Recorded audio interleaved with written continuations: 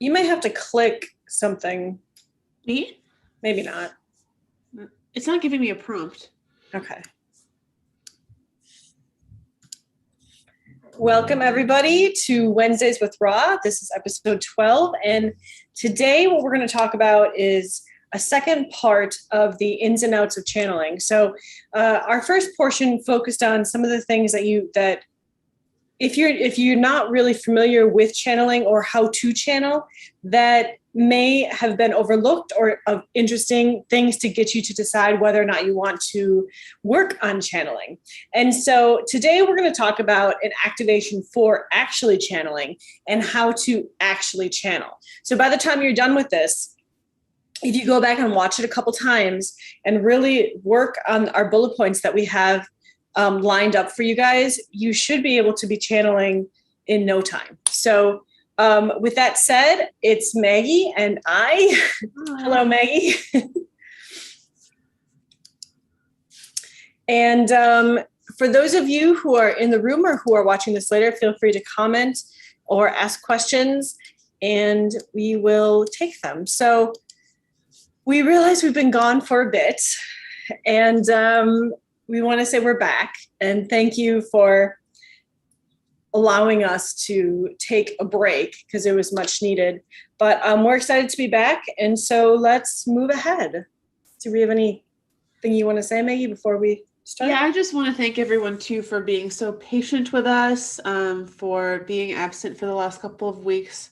I'm sure you guys have all felt the really intense energies that have come in previous to the Lion's Gate and then coming through the Lion's Gate after all of those eclipses and all of the crazy energy that's happened this summer. It just took a bit of serious R&R to integrate all of that. So now we are back, though, hopefully in fuller force. I can't say that I'm in full force yet. I'm still integrating a lot of stuff, but it's great to be back here with you guys and great to be talking about all of these topics and hopefully able to give you something that's helpful to you.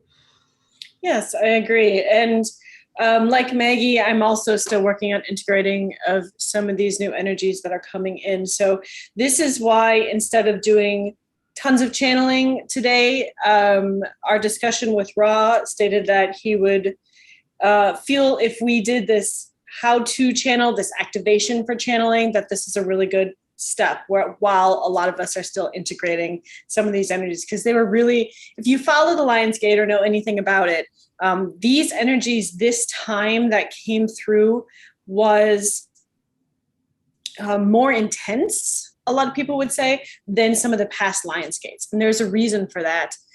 So it does take a little bit to get reacquainted and readjusted in your body. And sometimes the human body doesn't quite know what to do with these new energies. And so there's always this period of rest involved, and then just learning how everything is going to come together and work inside you. So today we're going to talk about channeling. And where do we want to start, Maggie?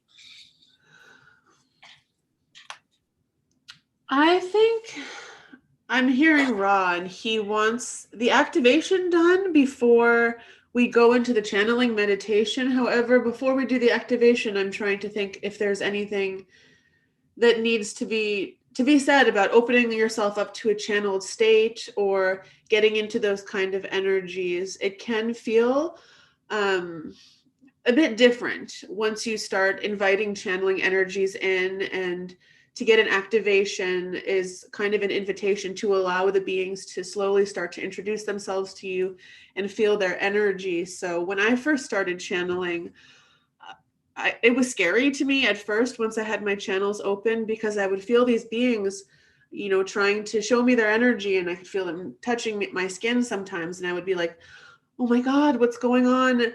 Who is this? What's going on? And thankfully, I had friends who were more advanced than me at the time who could tell me. But don't be surprised if you feel a gentle touch here or there, or energies that feel a bit different starting to enter your space. They're trying to get you used to what it feels like to have a different energy present within you. I don't know if you have anything to say about that in your experience, Temple, when you first started channeling and how that felt. Yeah, when I first started channeling, I think the hardest part for me was to stop being so analytical and let my brain rest. Because I deal with or because my whole life have dealt with energies, it was more of it was it wasn't just learning how to recognize who's here and who wants to channel. It was more tweaked than that. It was more understanding how they choose to communicate, how you choose to communicate, and actually recognizing them being in the room. Because previously, I just assumed that if somebody had a message for me, or they needed to get a hold of me, they would just give me a download, or they would be like, hey, we have this message for you. And the one thing that I learned is it doesn't always necessarily work that way. It can with your guides and your teams, because they kind of have the permission already to send you downloads.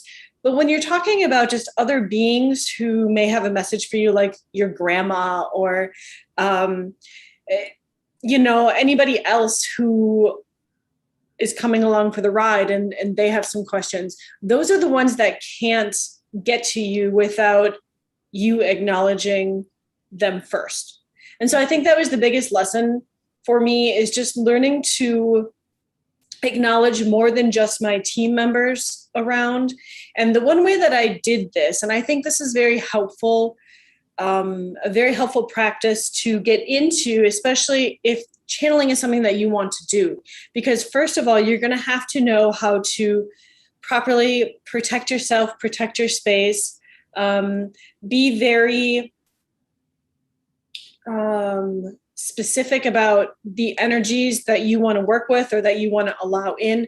There's certain things in the beginning that are always good to do, but while learning these energies and who they are, this is what I did to learn a bit better. And it actually happened quite quickly. As soon as I got the hang of it, more beings were coming, and it was a lot easier for me to understand who they were and what they wanted to talk about. So let me explain the exercise that I did that I think will help you guys first.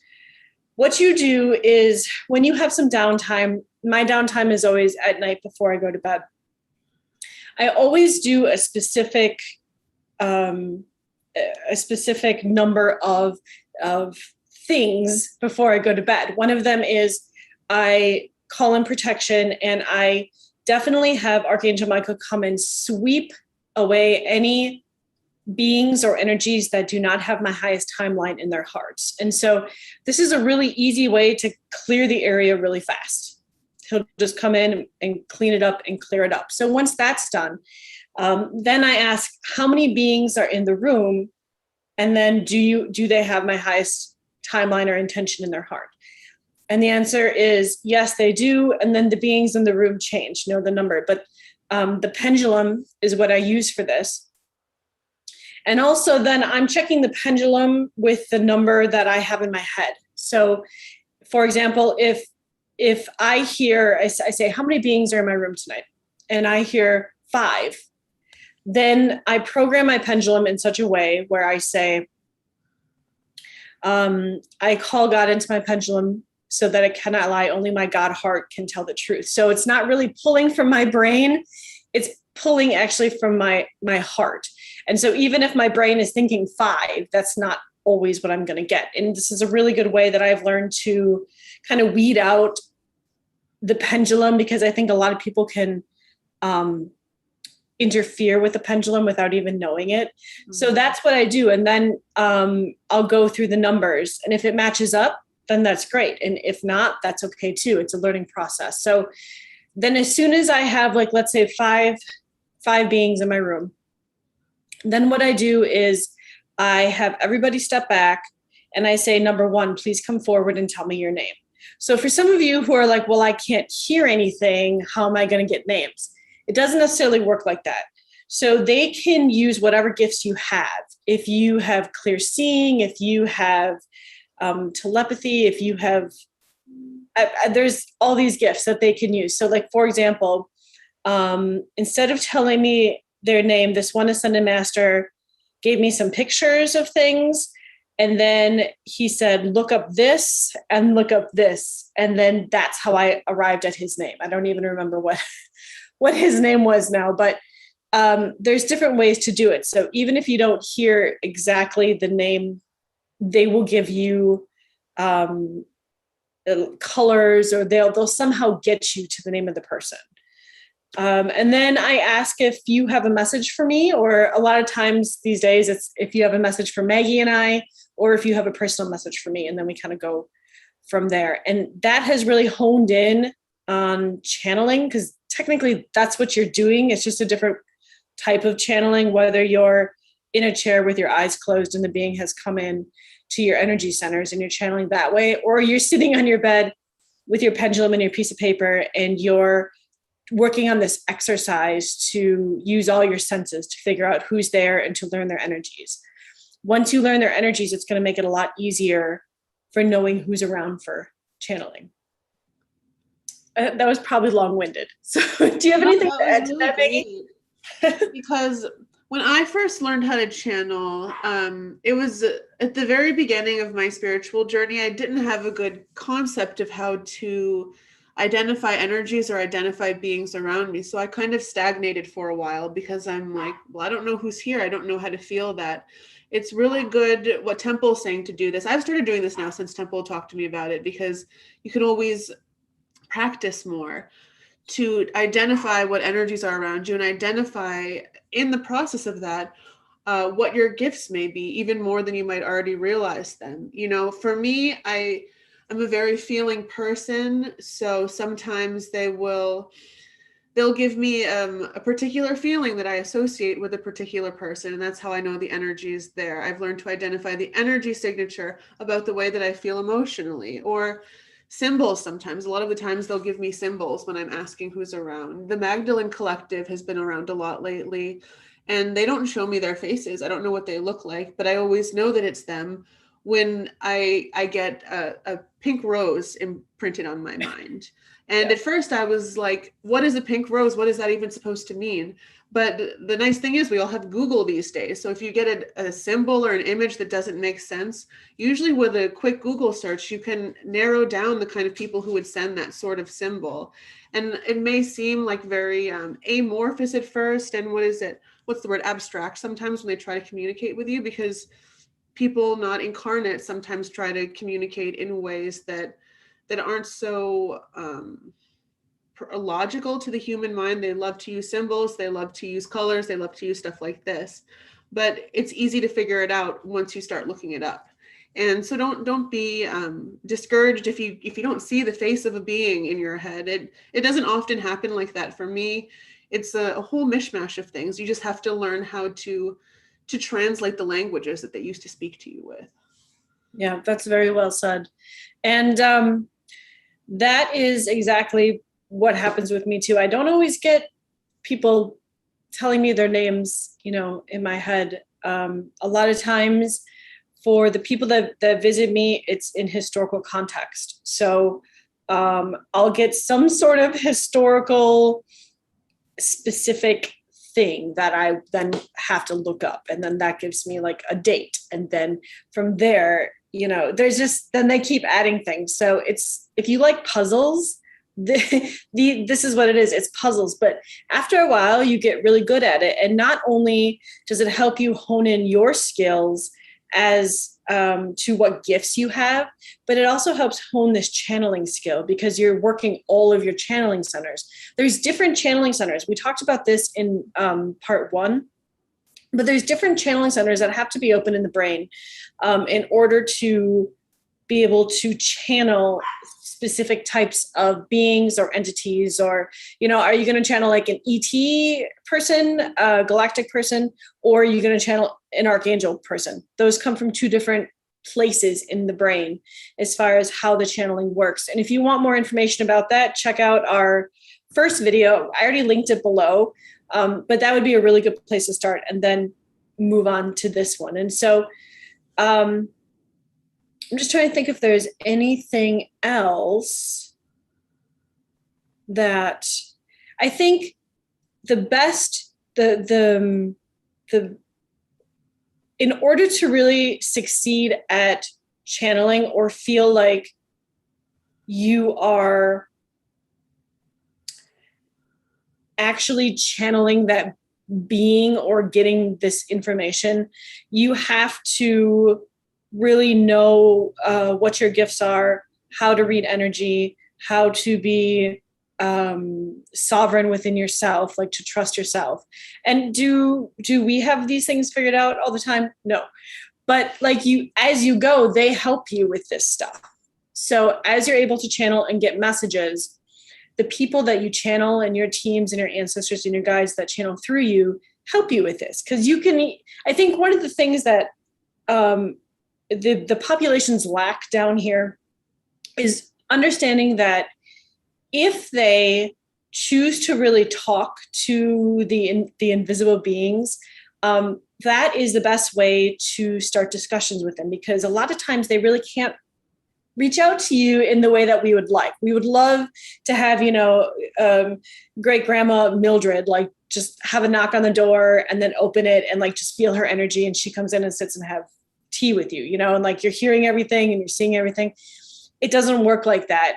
You really need to agree to have the person in your energy field and learn a bit about them and be maybe the first one to bring up the conversation or ask them a question. That was something that we were talking about the other day, Maggie, where with Freddie, about how like if we don't specifically say, hey, come hang out in our bubble and talk to us, and we have a specific question, he's not going to really be like, oh, let's just chit chat. But he will probably chit chat if you ask the specific question. Right. That's the free will contract that we're all living under, is that beings that are not incarnate here cannot interfere with your life or in any way, even initiating a conversation usually, without you reaching out first or without you starting that contact. They have to respect your free will, and they can't impose upon your space without you entering a contract of free will with them. Mm-hmm. And now there are times when like there was maybe a year ago or so, Winston Churchill was trying to get a hold of me, but he wasn't allowed to really speak to me because he's not a guide. So what he did is he like filled the room with smoke, cigar smoke, a couple times, and then kept just implanting visions of like Winston Churchill in my brain. And then they would appear everywhere. I was scrolling through the internet and like Winston Churchill stuff came up and stuff. So if they need to get a hold of you, they have their ways, but you have to recognize it. So it's definitely twofold. It's a lot easier if you just take the initiative and ask, versus having to like put all the pieces together and then be like, oh, it's Winston. But Maggie and I do that constantly, putting pieces together to come up with exactly what they're trying to get us to know or to understand. So like Temple is saying, she was seeing Winston Churchill everywhere and seeing smoke filling her room. I bet a lot of you have experiences where, one day, I don't know, Sekhmet pops up on your computer screen and you're like, oh, that's weird. I just saw a movie with Sekhmet in it. And I heard someone talking about Sekhmet the other day. Why do I keep hearing so much about Sekhmet? Like one after another after another. That's so strange. That's a good sign that she's probably around you and she probably has some messages or energy for you. That's a good way to know who's around you when these weird coincidences start happening. Yep, I definitely agree. So that is the very first in channeling. That's the very first thing you have to recognize. So if you just sit there and are like, okay, I'm going to go into this channeling trance now to channel, it's like you have to do a couple steps beforehand in order to like get the best channeling that you could possibly get. So with that said, do you want to do what does Ra want to do? Does he want to do the codes now or the activation? And then we'll do the actual how to get you in that state? I think he wants to do the codes first. And I'm not sure when he wants to have this said, but he's definitely putting this in the forefront of my mind. So I'm just going to say it now. If you're just starting out channeling, it's good for you to begin by channeling your higher self or trying to channel one of your guides or channeling an angel, an archangel, a being that is very high vibrational, undeniably, is on your team undeniably. And for most people, I think the person you should start with is your higher self. They already have a tap into your energy channels. They're already a part of you. You will find it much easier to channel your higher self than external beings at the beginning. And your higher self knows you better than anyone. And they will help you to clear out all the gunk that's there. They will speak to you in a way in the beginning is not overwhelming for you. They'll have you learn how to receive the energy in a way that is optimal for you. Not every being is going to give you energy in a way that's optimal for you. They might give you energy in a way that's optimal for them. And down the road, that's okay. But when you're starting, it's good to build a strong foundation of beings who know you and love you and are going to build you up in channeling in a way that you become strong in your own way. And you're not trying to adapt to the ways of any various beings who's going to come in, because they're all different. And your team is the best one to work with you in the beginning. I completely agree. Yes, definitely start with your team. And your team is probably going to be in your room or in whatever area where you ask who they are. So if you're not familiar with all of them, you will get to know all of them. And then you can start there. So, okay, codes. Yes, I think Nefertiti is really popping back into the world a lot these days. And I think that she's here along with, well, Ra is always here. There's a lot of people here, but I feel Nefertiti right here to help to give the codes. I don't know if you feel anybody with you. Let me just tap in 1 second.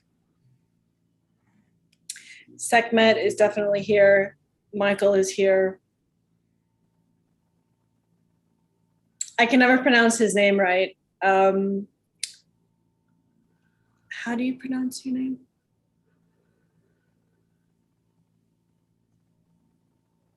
I can't get my mouth to say it, but it's Harlan. I think it's what? Harlan? Not. No, it's the Ascended Master. Haniel? No, that's the Archangel. Who's the Ascended Master? He's like, we've been through this so many times. Let me look it up real quick. It was so funny because he was trying to give me a message the other day. Here, Haim. And he's like, just look up how to spell my name. So I did, but I messed it up so many times, like 4 times. I messed it up even when I was looking right at it to spell it correctly. Harlan, no, Hilarion. Hilarion, thank you. Oh, interesting. Yeah. So he's definitely here. Is there anyone else here that is coming to help with codes?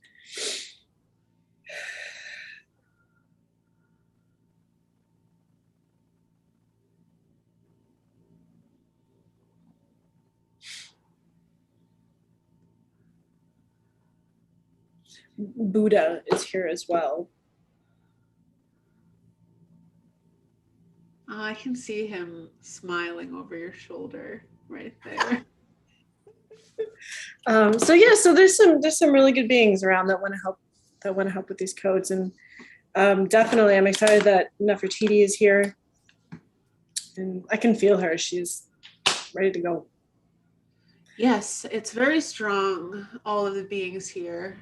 So if you guys are people who want to channel, or you're opening your channels, please accept this energy. It's always an energetic agreement to accept codes and to accept energies. And there's always going to be an effect of receiving new energy. So like I tried to explain in the beginning, if you notice yourself feeling more presence around you, you notice yourself feeling a little bit more sensitive to energy, or the energy feels a bit different, it's going to be because your people or the beings who have been approved to come and work with you for channeling are around, and they're trying to get your attention and be in your space. So just know that might start happening if it's your sovereign choice and free will to receive this energy right now. Correct. Okay, so if you are familiar with Maggie and I, we have our feet flat on the floor, and hands up.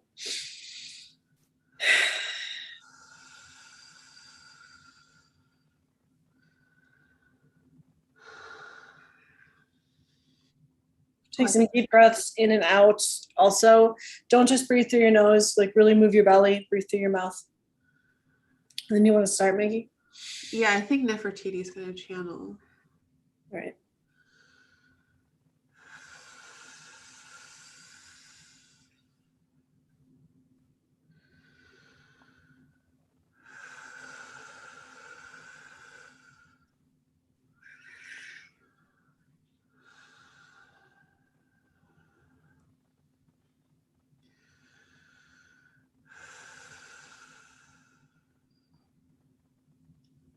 Greetings, my children. My name is Nefertiti. I am here to bring you through the process of opening up the channels which are appropriate for you as the individual to have opened at this time. For each individual, the channels that will be opened and worked with will be different. For each of you have a different energetic makeup. Each of you has different, unique, and special ways that you receive energy. There is no one size fits all way for channeling. I am here to remind you today, my dear children, that channeling is not a practice and an art form to be taken lightly, to be held in service of one's ego. I wish to warn you now that if you begin to channel for your ego, if you begin to channel with the intention of impressing others, the road for you will be a cloudy one. Those with pure hearts become pure channels. Those with pure intentions become pure channels. Those with the intention of service and the spreading of love and light only are the ones who rise up highly in the world as channels that reach many people.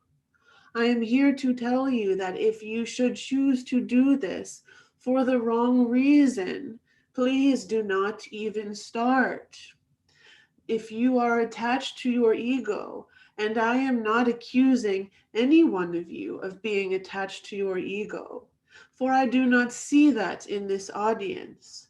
I do wish to tell you that those channelers who are attached to their ego when it comes to the art form and practice of their channeling are often deceived by those who would wish to appease their ego, those who are not of the highest good and of the highest light, those who would wish to get their energy into the physical world through a physical channel, through a means of deception, will and do come in through those who are so much in their ego that they cannot discern what is dark and light. I do not wish to scare you, my children. I see all of you watching this as pure of heart, with love and light in your hearts that you wish to spread. However, opening a door to another realm is always a serious matter. It is nothing to take lightly, and it is something to be treated with the greatest reverence when you are in this practice as a conduit. Make sure that you make the intention to be the purest, lightest, of most pure heart channel that you can be, or else those around you who love you may not be able to protect you from those who would like to deceive you. Keep a pure heart, keep a loving mind, and you will all become wonderful channels who will make a beautiful difference on this planet, spreading your energy and the energies of those who wish to see you better around to the collective. Keep this in your mind and heart, and you will not falter. I will give you some energy and codes now to activate the channels within you. From that point on, The choice is yours to build those muscles, to begin to know what it feels like to have the energy flow through you, to become strong conduits for the collective mission of the ascension of this plane.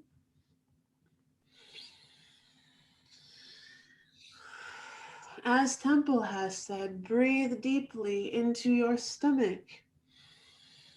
Release all and any tethers from your mind. If you have had any kind of difficulties in your 3D day, allow the angels and teams of help around you to wipe them away for the time being. Be in peace in the space of your heart, thinking of nothing but the energy of love that is flowing within you, that is your life force.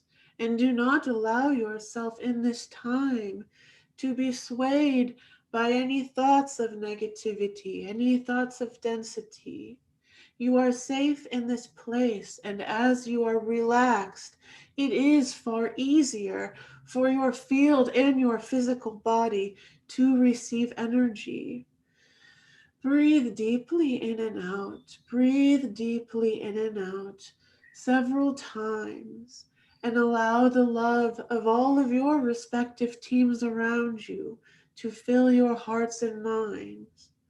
There is nothing to worry about in this now. There are no worries in this moment. You are safe and held in this space with so many who love you and see all that you are, all that you are capable of, all of your power, the trueness of you. That is the only energy that is with you now. Turuhi deleishatu nailehata lishutu suti. Maina ina inae, maina ina inae, ishu sali luchata, lishu sali lachata, lushu lichata liasa. I am sending energy to your third eye. Each of you has specific and individual psychic gifts that are housed within the third eye chakra. With this energy, the gifts that you have as an individual will begin to creep out and emerge more. I seek to tell you these things because it might be more of an intense experience for some of you than you are used to. If it becomes too intense, simply ask them to rein it back. Diliskaturuasata, disiasatelekita.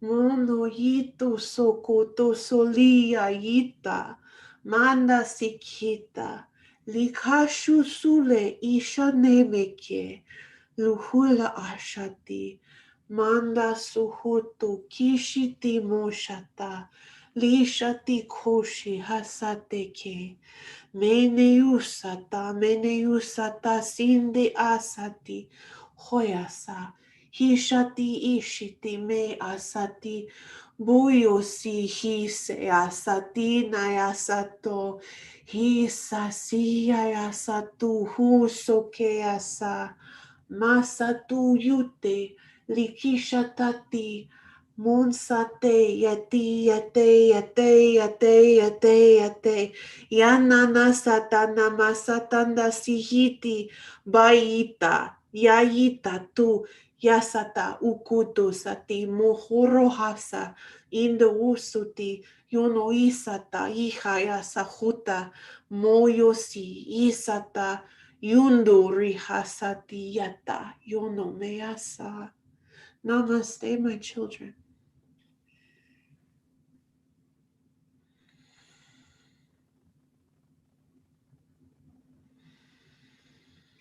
Ita kanata tu u kumu maliike te iskuputo. Na hanata hapuku kilihinisht damuoli ike tani ile poho. Masakat ika la hanat uk umat ialehete, buskoto lohonos katahana, dieskalata kaputo, boloch anaskata poshokoto, boloch onupashata skapato, nahala diaposkoto, naskalahana, koto kalehenet, ebede, gatiamoto, nala apohuto shokati enene, ne ele nale eskata, moshukopota, baskata lahana, molo hokopo, nale na ikimehe, genetahan, nebu ugluk, iepole ejek, maskata hanapoto, mapala eskatale ineskatala, polo honotus kolosho katani askatala, datiata koto, no kota tiatala ata, daskapa, motoloputo, gaskatala hanat, ik nat iwoshk, iebodele, ele, naskataniala askata, bushkoto honot, imek eni eske, dale ete, mo oskopoto, nahala ukoto, ia kalate nekete bo ulo kopia ata ana askata le gene be esketa ana hata ata ululolo yana le ekete teta skan emo o kopo pa ale kienes keta po shokoto kala hanaskapata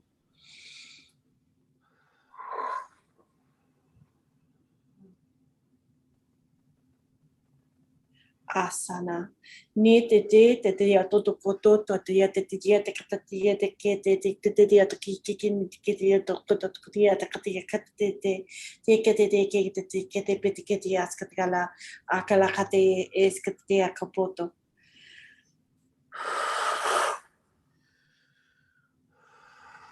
es ke tata na kolo oto kaka ni te koto to lo kote ya te ke le te ya te kata ya han te hele hine ke te be kana kala ke po kolo khono ya te iskata ya to koto ya te kata mosko te ya la hana te ta ko mo kolo ho hosata hana le epata bukoto hono skile ete mosoto pashat ia mahala Datiatana, Gatiatolo Sopoto, Maskata Bashakata, Nia Katene, Saniala Hasha. Namaste.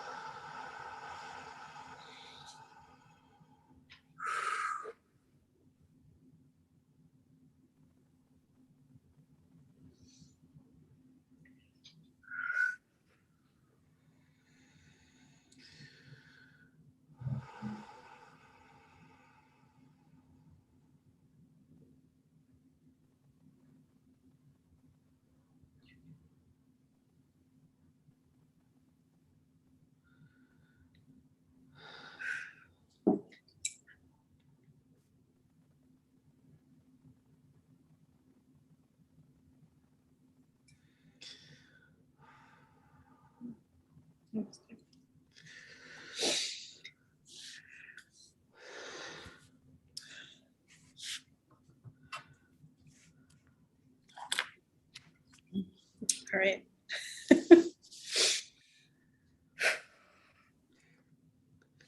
Hope you guys received the energy well from that. If you felt anything, please let us know. If you experienced anything, please let us know. Or if you have any questions about any of that, please let us know.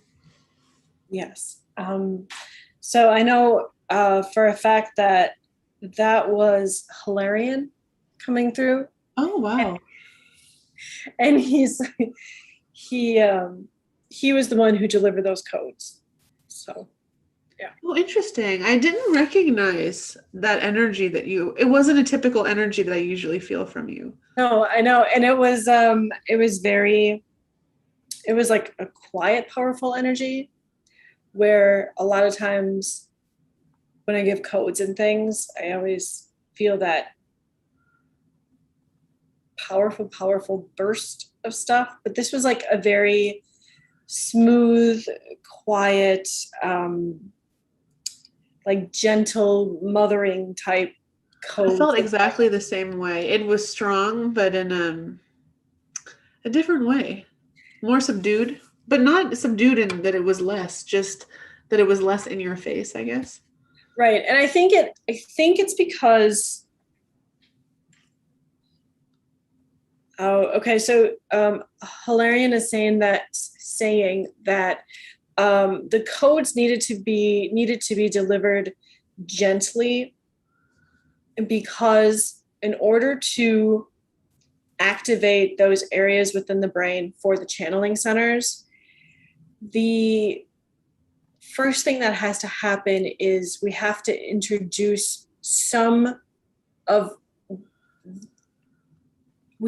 introduce some of the fourth dimensional energy. So everybody's going to be on a different scale for that. And so between clearing out some things and introducing a bit of that energy, it has to be done very meticulously, but very slow, because we don't want to overpower the system or overpower the brain in those areas. And so by doing that, he said, make sure to tell them to listen to it more than once, because he's saying that because they did a general channel opening, that let's just say someone has their front channels open but don't completely have their back channels open, that once they feel that their front channels are open, they can listen to it again, and that will help clear out the back channels as well, or vice versa. So it was a very general maintenance for all the channeling centers.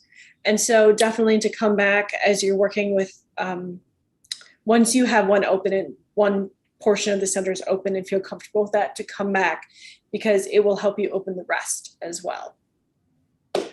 So that makes a lot of sense. I think typically, or at least for me, my back channel opened first. I think I was told that that's the channel for the spirit realm. So I imagine for many people, the spirit realm channel may open first, although I'm sure it's not that way for everyone. I know a lot of the front channels, or there's two in the front.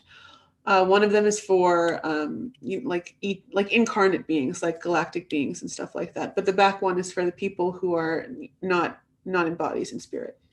right. So like the two back ones are more spiritual. So those are the ones that they'll probably work on opening. Yeah, those are the ones that are going to work on opening first, just simply because it's a lot easier, like Maggie had talked before, if you can open to your channeling with archangels or your higher self. So those are the ascended master channels, the angel channels. The two in the front are the spiritual channels, where you can do like the technological alien stuff with, different beings. So like the front channels is more like, grandma, stuff like that. And so then the third eye it needs to be open and clear, and to get, like, that's where the information kind of comes through. So the more you have your third eye working properly, the stronger your channeling. Mm-hmm. So yes. And then there's also the angel chakra in the back, but we've talked about that in the first one. So make sure to jump down and watch that one as well. Do you want to go into how to bring yourself into the channeling state, or at least talk about the way in which we do it? Because Maggie and I, even though some of the things we do are very similar, some of the things we do are different as well. And so everybody will have their own unique way of bringing themselves down into a channeling state. But we're going to share with you step by step how we do it. And so by following this, you will be able to figure out what works for you, what doesn't work for you, and kind of make your own way of bringing you down into that channeling state. Right. And it's really important to emphasize, there's no one size fits all way to channel. Everybody is so different, and everyone is so talented in different ways and receives energy in such different ways that it can't possibly be that there's, one easy meditation and then you channel. it can start to get you there, but it's really good to figure out which way works the best for you and your particular talents and your particular way of feeling, hearing, receiving energy. So if you've tried to channel before using someone's method and it didn't work, it doesn't necessarily, no, it definitely doesn't mean that you can't channel, that you're not a channel. It just means that you might have to try out a different way and invite the energies in a different way. And that's all that it is. So don't get discouraged, even if what we're describing doesn't seem to fit you exactly. If it doesn't seem to fit you, please tell us a bit about it and ask us a bit about it. And I'm sure that we can help you get into a space that's better for you as an individual. But these are just like really general guidelines that tend to work for us. And you can tweak a lot within the guidelines, but there are certain things that are really important to check off as you're going into the channeling state. Definitely, definitely. And I I think we've talked about this a bit before on the first channeling one, but the way I had to start, aside from like asking who's in my room and things like that, I started by listening to a metronome, actually. So I could, it was just, the reason I did that is because it helped calm me down. It helped my brain. If my brain was focusing on the TikTok, then I could have an easier time getting into the channeling because my brain was preoccupied. And that's all it was. And it worked for me. I I used it for maybe 2 months or so, but it was something that kind of jump started me, and then I was able to let it go because I didn't need it.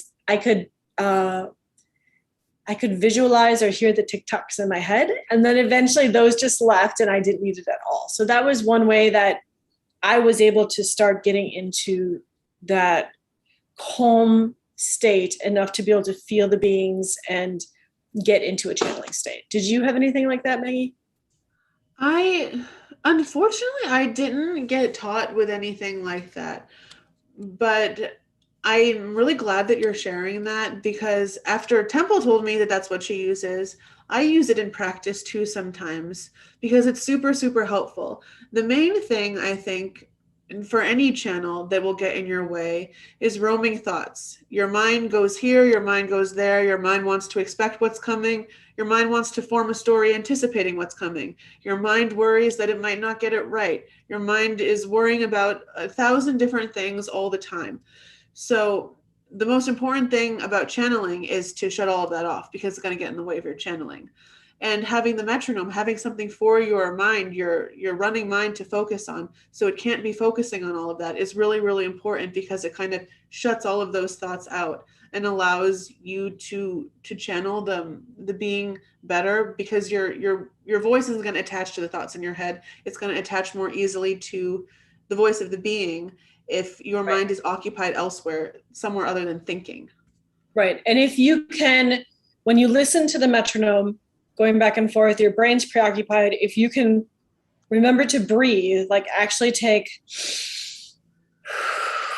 big breaths, then your brain isn't focused on your breath isn't focused on your brain and your brain isn't focused on your breath. So you're separating the two. And then by focusing, being able to like heart center that, you're able to easier take yourself down. Because every breath you take, I feel like we're like in a song now, every breath you take will help you go just a little bit lower as far as relaxation, a little bit lower, a little bit lower. But you have to make sure to breathe through the belly, like Ra always talks about. That's very, very important. We have a question. Yay, we have a question. I'm so excited. Aurora says, hi, Temple. I'm wondering how you tune into specific things like timelines or realms. With me, I normally get information first, and then I have to intuitively tell or discern where it's coming from. Okay. Let me take it apart just so how you tune into specific things like timelines or realms. Well, I think the first thing that I've always been very good at. So it's a long story, and I don't want to make it long, but I'll be right back. Sorry, there's someone at the door. yeah, I'll do this. I'll do the speaker. Okay, so part of it is just innately who I am, right? Like at a soul level, it's just the stuff that I do. I've always done, no matter what life I'm in. It's just part of me. So there's that aspect. And then because I was in the super soldier program for such a long time, they took my innate abilities and they put programs and chips in me to like soup them up. So I've always been really good at it, but then for many years while I was in the program, it was effortlessly done, and I didn't quite understand why it was effortlessly done, but I was able to carry some of that back from the program. So even though I was always good at it, and as a soul, it's just what I do, I'm now able to, now that all the programming chips and everything are taken out of me, and I stepped back into my sovereign power, now I'm able to do it again in a very amped up way. And part of that is recognizing I have the ability. Part of that is bringing some of that back from the super soldier program. And so I think that's really important to put out there, just as like, it's not something I learned in this life, right? It's just something that I've always done. So for me, it's always been something I don't think about very much. So if I'm asked to jump into a specific timeline, this is how there's a couple ways I do it. Number one is, and this is how we had to do it in the super soldier program, but it actually does help in real life. If you can feel energies, you have to hold an artifact. Okay. So if you have something that's an actual artifact, I realize like it's not things that people collect these days, but if you can hold it and you can feel the energy from it, and you can say, with my free sovereign will, I'm going to jump to this timeline. You would be jumping through the artifact's energy. It's like you're connecting black holes, black travel holes of energy. So you're just jumping from one to the next. You close your eyes and then you say, I command and I go. And then you jump to the timeline. So that's one way you can do it. The second way you can do it is how Maggie and I usually do it, where because we work so closely with Ra, he has that all figured out. I have the ability down here to do it, but he's the one who puts us exactly where he wants us.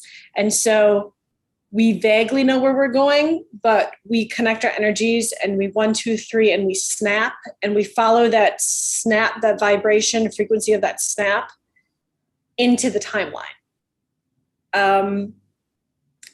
And I'm just thinking there's other ways to do it too, where I just think of the energy on that timeline that I'm going and I can go to it. But I think traveling timelines is something that everybody innately has. Now, you can travel so many times, how do I want to say this? For every individual on Earth, this is my opinion, I believe that they have so many timelines they can travel out if they know how to do that. For other people, for other beings, they are allowed access to more timelines, and that is something that is something that you have to work for many lifetimes in order to gain that access. And also, if you're working with beings upstairs like Ra, and you already have it in your human self, he can make it very easy for you to just lay down, close your eyes. Most of the time, you and I don't even lay down. We do things just sitting and closing our eyes, and then we meet up because we stop using our human eyes and we use our third eye. I just want to make sure I'm answering all the questions because it's such a meticulous and involved thing. Timelines are not like, if you've seen the new Loki movie, right? Like the timeline thing, there it is true. There is like timeline police. So it's not like anybody can just jump willy-nilly where they want to go. I think that's important to point out. You are allotted so many timelines from where you are that you can jump if you know how to do it. Otherwise, if you don't have the permission and you figure out how to jump somewhere you're not supposed to, there's consequences for that. So I don't know if I'm explaining myself very well. Let me. And then she says, I normally get information first, and then I have to intuitively tell or discern where it's coming from. I think that is something that I get as well. A lot of times the downloads come in, and then I have to pick things apart and figure out what I need to know from this, what they're trying to say, what are the bits and pieces I need, and then if I have to jump to a timeline. But a lot of times timeline jumping for most people happens when they're sleeping, just because it's a lot easier for the human body to handle. Some people can jump timelines while they're awake in their human body, and that takes a lot of energy to do and can be quite exhausting. And I don't know if you have to get special permission to jump during the day. I don't know how that goes. If you can just do it, if you know how to do it, or not. Okay, so then she says, do you want to comment on this? Because I know, Maggie, you jump them too, and you just do it differently. Jumping timelines? Yeah. Well, a lot of the time when it depends on what you mean by jumping timelines. If you're jumping a timeline intentionally, I think that that's all very I don't know, restricted is not the right word. What's the right word for that? Monitored. It's very monitored. You're not just allowed to go on to any timeline, even just to view it. A lot of timelines they're not accessed by the general public. And if you have a mission there, you might be allowed to go into the timeline, with a guard around you, like guards around you. But they'll let you know if they need you to travel into a timeline for a mission or something. When it comes to past life stuff, to go in and view past life timelines, I would imagine that you need to be in the correct spot in your spiritual evolution to receive access to that timeline. We've done and experienced not great things in our past lives. It's not all sunshine and roses, and they don't just give you access to that if you're not ready. If you need to learn a lesson or receive some energy or have a realization, then you'll be brought there naturally. My best thing, I never intend to say, well, I want to see this specific thing. I ask them I say to them, please give me the information or show me the life that I need to see or learn about right now that's best for me at this moment, for my growth at this moment, for my evolution at this moment. And then I'll be gently brought into those lives or into those timelines or given information about those things. But it gets sticky when your curious brain turns on and you want to know just because you want to know. And then it can get frustrating because a lot of the time they don't give it to you then. Or when you think you've jumped and you think you're viewing it, but it's actually a holographic timeline. It's not the real timeline, but you're not ready to see the real timeline. So, and this is what happens with a lot of people who like jump historical timelines. There are fake timelines that they will have people jump to because the real timelines have to be protected. So it's like this holographic timeline where you can view it, you can see it. Is it necessarily going to be 100% accurate? No, it's not. But the point is, like, you feel really good because you jumped it, you get to see what's going on.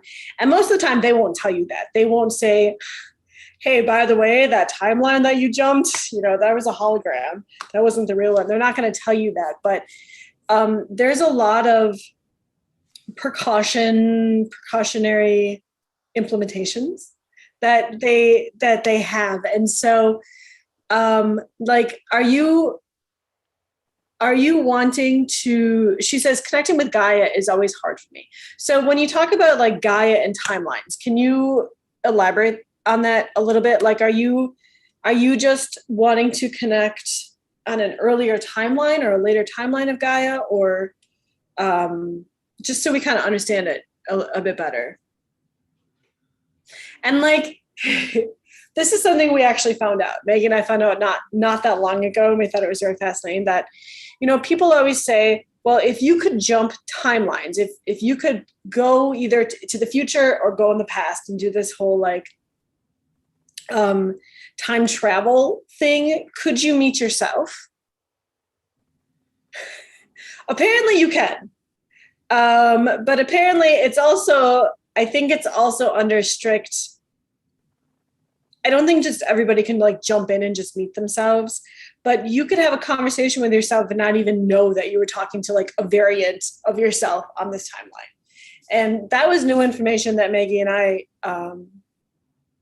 just Well, an found out. interesting exercise, kind of going off of this, is early in my awakening, I was listening to someone talk about future selves, like the self that you evolve into. And I found that really interesting. And I said, I would like to speak to my future self. Maybe she has some good advice for me. And she couldn't tell me too much about my future, but she did seem to be a more relaxed, more wise, more sage version, the younger person that I was then. And she did have some great advice for me. So when it comes to your own self, if all time is happening on the same time, you can reach forward and ask your future self for advice. I've done it before and it's pretty fun. Okay, this makes complete sense. So she's like, yeah, certain realms in Gaia, like water elements, inner earth, and Avalon. Oh, So yes, Avalon. um, that's an interesting place. that is an interesting place. I would not suggest jumping to Avalon unless you have somebody there from that realm that you trust. Mm-hmm. Because from our Maggie and my experiences, everything is not what it appears to be in that realm. And for humans to jump in with a human mindset, it's very, very dangerous.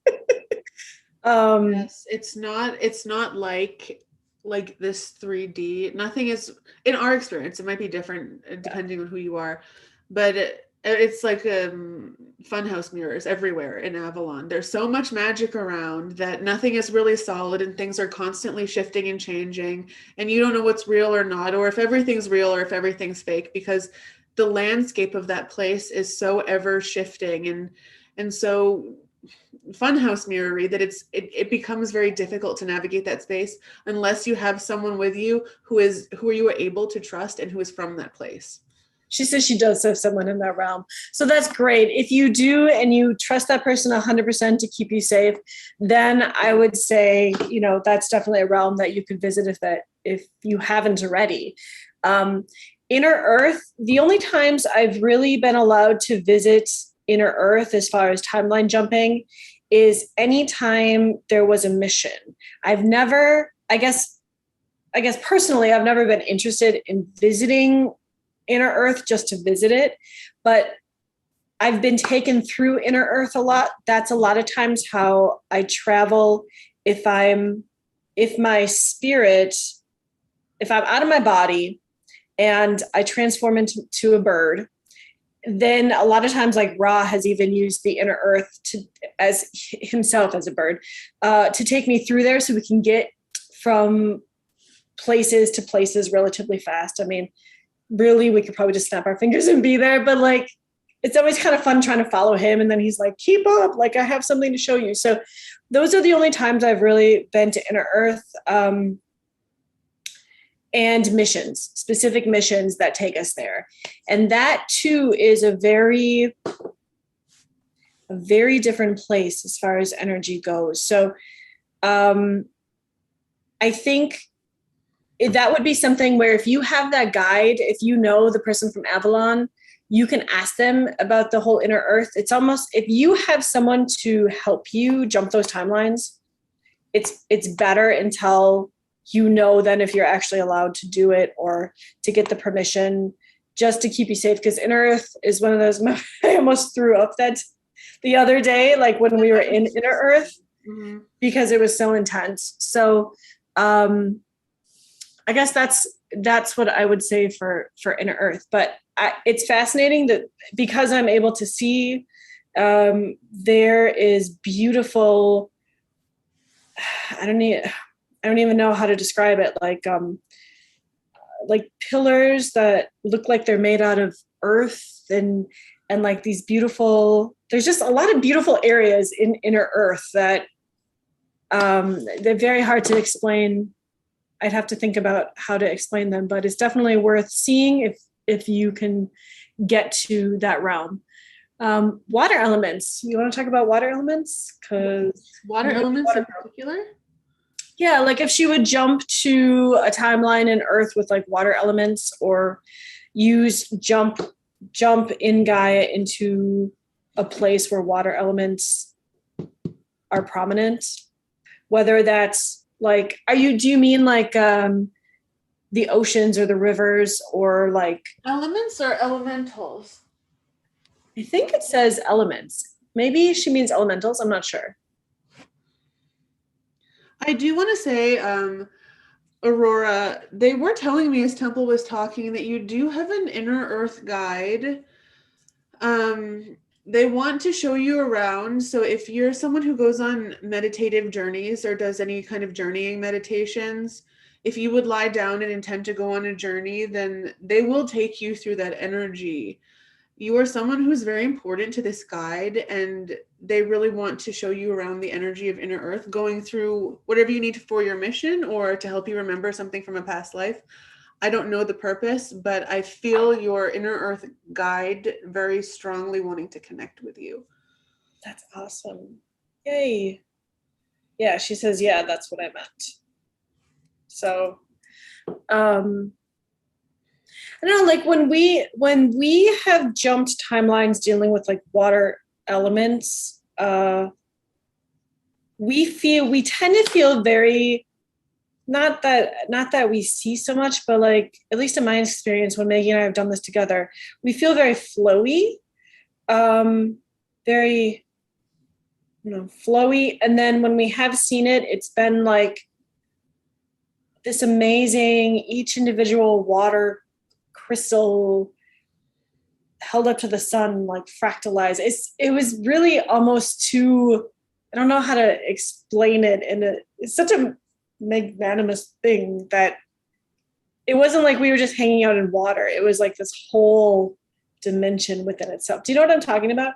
Yeah, all the elements are like that. They're all very fractalized all the way up and fractalized all the way down. And in between all of those layers, there's just so much. When you're dealing with water, you're dealing with fire, you're dealing with air, you're dealing with earth.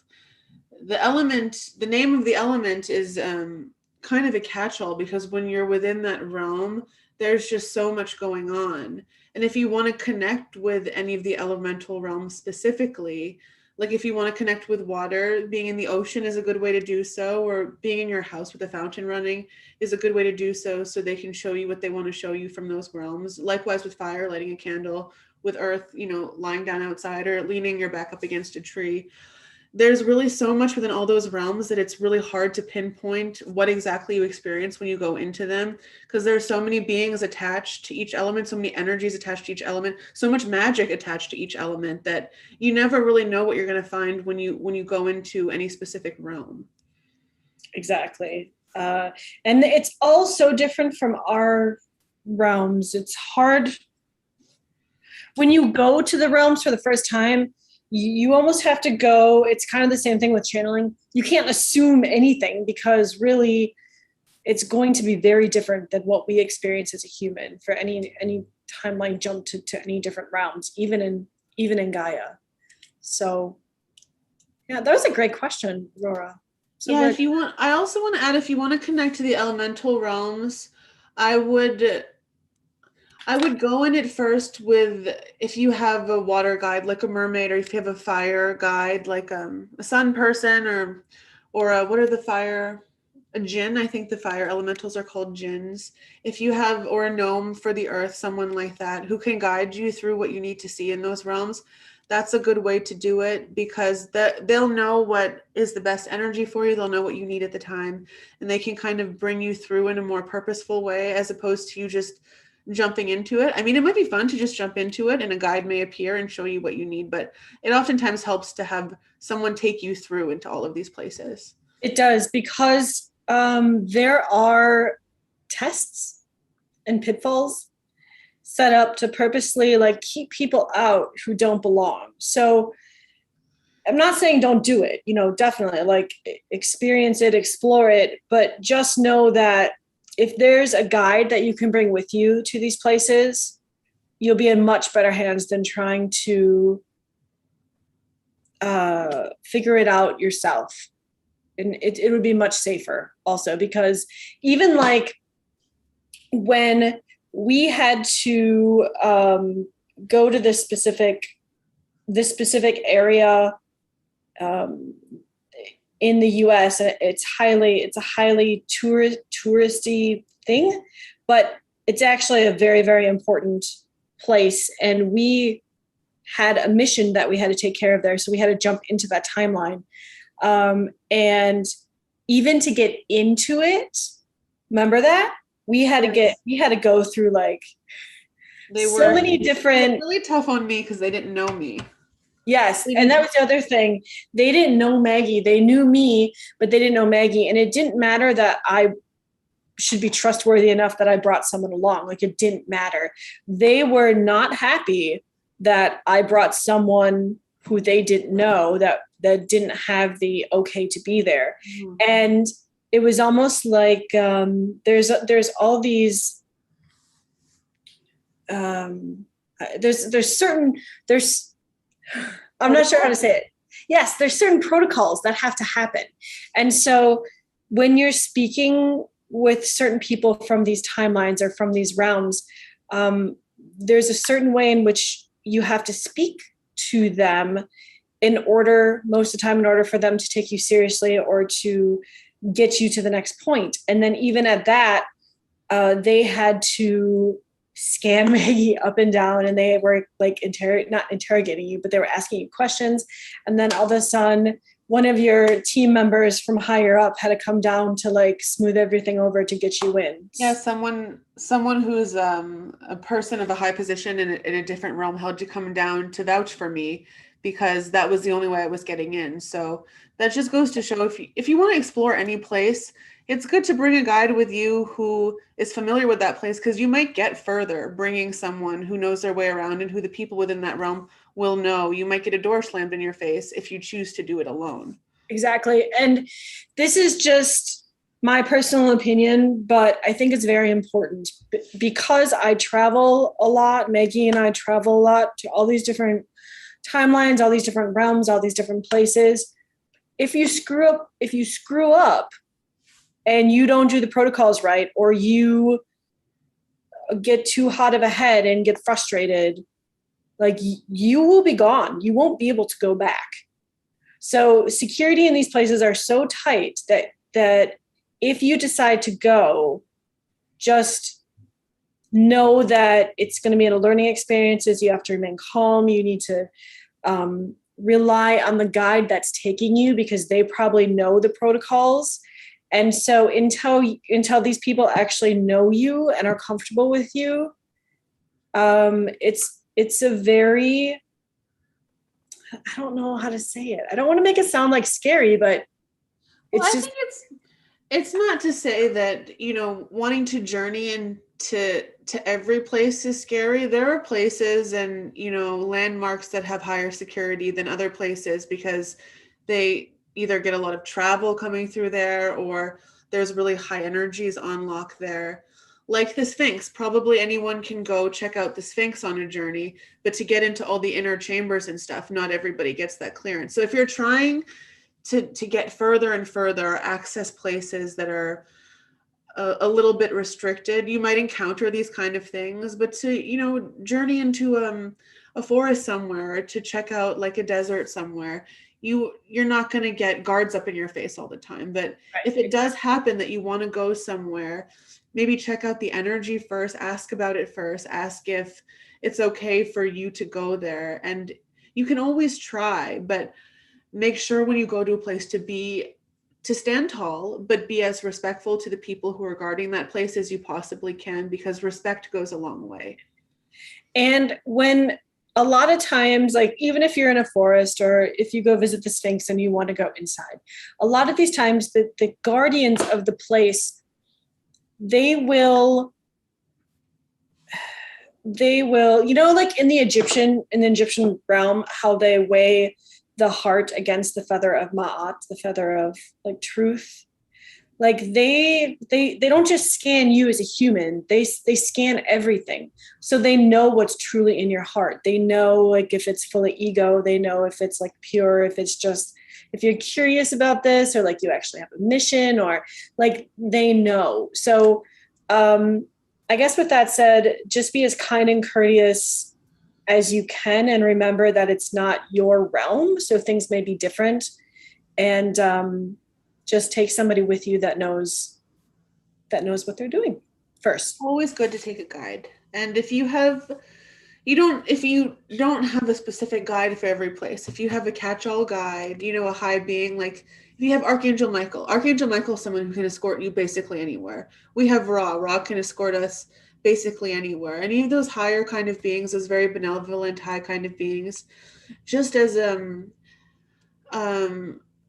I don't want to say security, but as a precaution, ask for them to come with you and journey you through these places and guide you, because as humans, we've probably done this in many other lives before, and our unconscious mind knows how, but our conscious mind has forgotten a lot of things. So navigating it by yourself on your own, just as a task, can be difficult. So it's not even for safety or anything. It is, but barring that, it's good to bring someone so that they can help you, because it's a learning process no matter wherever you go.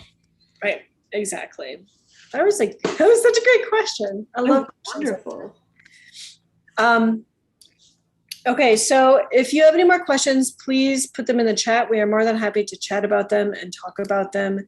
That's actually, Maggie and I love doing that. So, and we always hope that you guys are going to ask questions, because that's the best way that we know that we can help you guys along, or at least figure out like what needs to be discussed maybe in a different way, or so everybody's able to understand bits and pieces.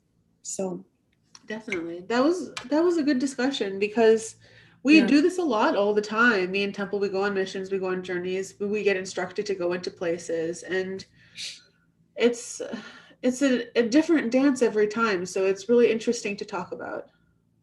Definitely. And one of the things that we personally like to do is, I think a long time ago, they were telling us when we first started this, they were telling us about Gaia and the cocoa. Do you remember that? Mm-hmm. And so Maggie was getting all these downloads about Gaia and cocoa, and about how it's a very earthly plant, very earthly. It carries the grounding energies of Gaia. And so they had instructed us to, I don't know, did they say they were going to like show you the cocoa, or just wanted you to get like a specific type of cocoa? They wanted me to, well, they didn't. I wish they would have told me what kind to get, because it took me forever to choose the right kind. But I think you chose the right one, though. Definitely. I tried to, at first I wanted to get like, ritual grade cacao, because I thought that would be the best, but it's hard to order that being in the States. A lot of it doesn't come from here. And, it's difficult to procure. So I just tried to get the purest, most organic form of cocoa powder that I could find. And I shared it with Temple, and they had us drinking it since the beginning of summer before we would do our missions, and to help us integrate energies and to help us for healing. Because cocoa is a plant medicine. I guess you could call any plant a plant medicine, but for cocoa, these are the qualities that she carries when you ingest her.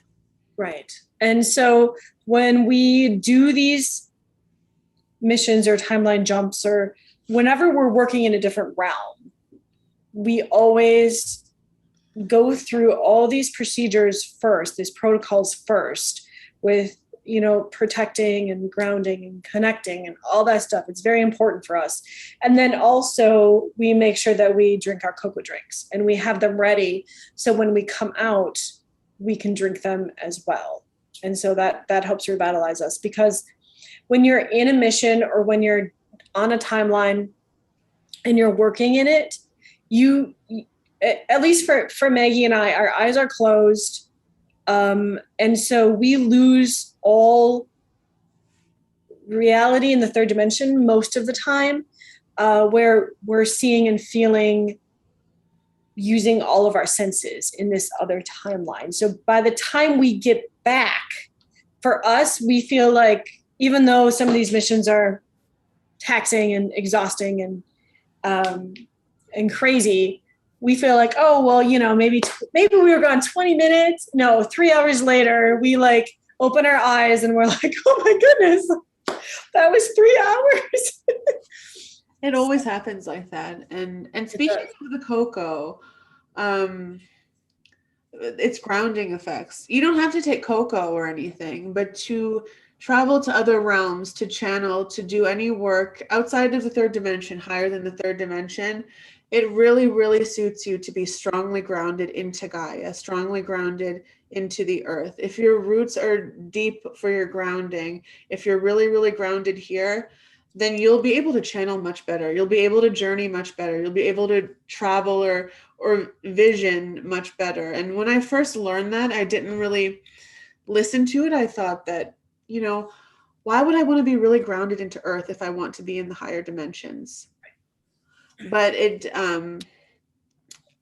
really helps. Gaia is nurturing, she holds you, she keeps you safe, and having your feet strongly planted in the ground, it helps you from flying away, and it keeps your thoughts organized. It keeps your mind in a good place to be grounded. You can try to channel not being grounded, but you'll find a lot of the time you can't form sentences well, you can't speak well, and being grounded kind of helps you to be able to function in these other realms a lot better. Whereas if you're not grounded, your functioning really goes down if you're not grounded. Exactly. And examples of this for myself would be when I'm called, like in my human day-to-day work, I'm called away. My spirit is called away for whatever reason, whether it's a meeting or something.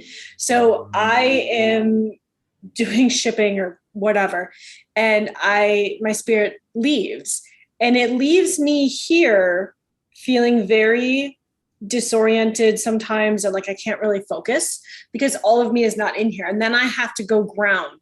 So once I ground, then I feel more stable, and I'm able to do my tasks without having the notion of, that thought was here a minute ago and now it's gone and I don't even know what I'm looking at and blah blah blah. And it's very hard to do that, to function when you're being pulled out to attend meetings and stuff if you aren't grounded. And so grounding is so important for channeling, for even just day-to-day basis of being able to function and keep tabs on all your thought processes. So it is a very important thing, and it shouldn't be overlooked, especially when learning to channel. Yes, being connected to your vessel, and the more grounded you are into your vessel. And your vessel is what is hosting the channel being or the channel energy. So the more you're in feeling secure in that place, feeling secure with Gaia, the better your channeling is going to be. And I think that we're going to go into a bit of a channeling exercise after this, if you guys are willing to do that, if you want to kind of feel how it feels to get into the channeled state. Temple and I are going to speak to you about our process going into channeling, the steps that we take to protect ourselves, to ground ourselves, to invite in the energies, to clear the vessel, all the stuff that we do that we figured out for ourselves, at least, is it's a good formula to bring in a high state of channeling.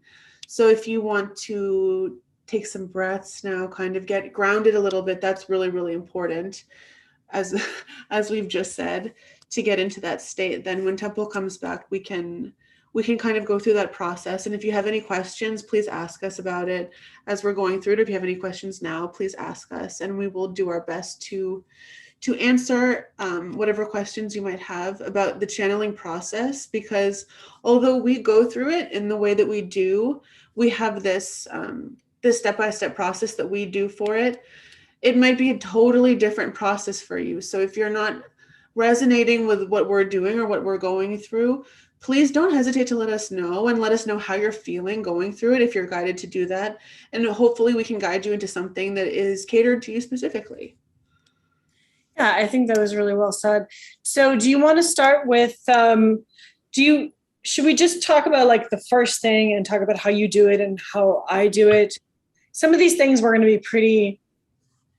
pretty straight on the line together with, and some of these things will differ. And so if we each do number one together and then number two and talk about it, does that sound good? Or do you want to do it, you talk about your whole process and then I talk about my whole process?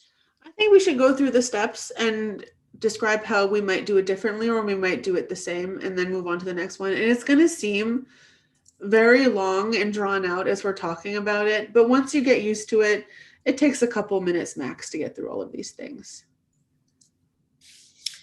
Aurora has another question too. So feel free to put your other question. This is your time, guys. Like, yes, please. We even though we have this set aside for like our topic, this is your time to ask us questions. And so feel free to ask us any questions. It doesn't have to be on the topic of channeling, but we're here to help you. We want to help you guys proceed on your paths and work on yourselves and things like that. So don't ever hesitate to ask us a question in the chat. Oh, absolutely. We really come up with the topics as, guidelines of stuff that we want to talk about, but we're here to, first and foremost, to talk to you guys and to answer what questions you might have, even if it's not related. That's what's most exciting to me anyway, is talking about the stuff that you guys want to talk about. All right. So Aurora's question says, can we easily, safely channel parallel lifetimes where there was a lot of trauma? I have had a parallel lifetime, for example, when I was in the Twin Towers of 9/11 happened. So do you want to, you're really good with this about like, I think it's all about parallel views and accessing that information. It all depends on your intention. It sounds like this could have been a really traumatic lifetime. And personally, I don't know what you mean when you say channeling parallel lifetimes, channeling the person that you were in that lifetime and seeing what she has to say. I think that if you feel that you need to heal from that timeline, from that lifetime you had, that person might have healing to bring you. She might know some places where you're storing cellular memory in your current body, where you brought in trauma from that body. And that's good. I don't think that there's anything wrong with channeling lifetimes that were difficult, or channeling the person that you were in a lifetime that was difficult. Temple and I do it semi-frequently with our past incarnations. However, you need to be ready to receive any healing that might come with channeling the people from those past lifetimes that were traumatic. A lot of times those people haven't fully cleared their trauma. They're coming to you for help with their trauma even sometimes, or you might be feeling all over again in this incarnation the feelings that you felt there, and it might become an intense experience for you. So when you're doing something like that, I recommend that you do it alongside somebody. Like I would always do something like that with Temple. Like I wouldn't usually try to do it by myself. Or if you don't have somebody, although I really would recommend doing it with somebody, call in all of your protection, call in all of the archangels, sweep your room, make sure everything, you're in a great healing protection bubble.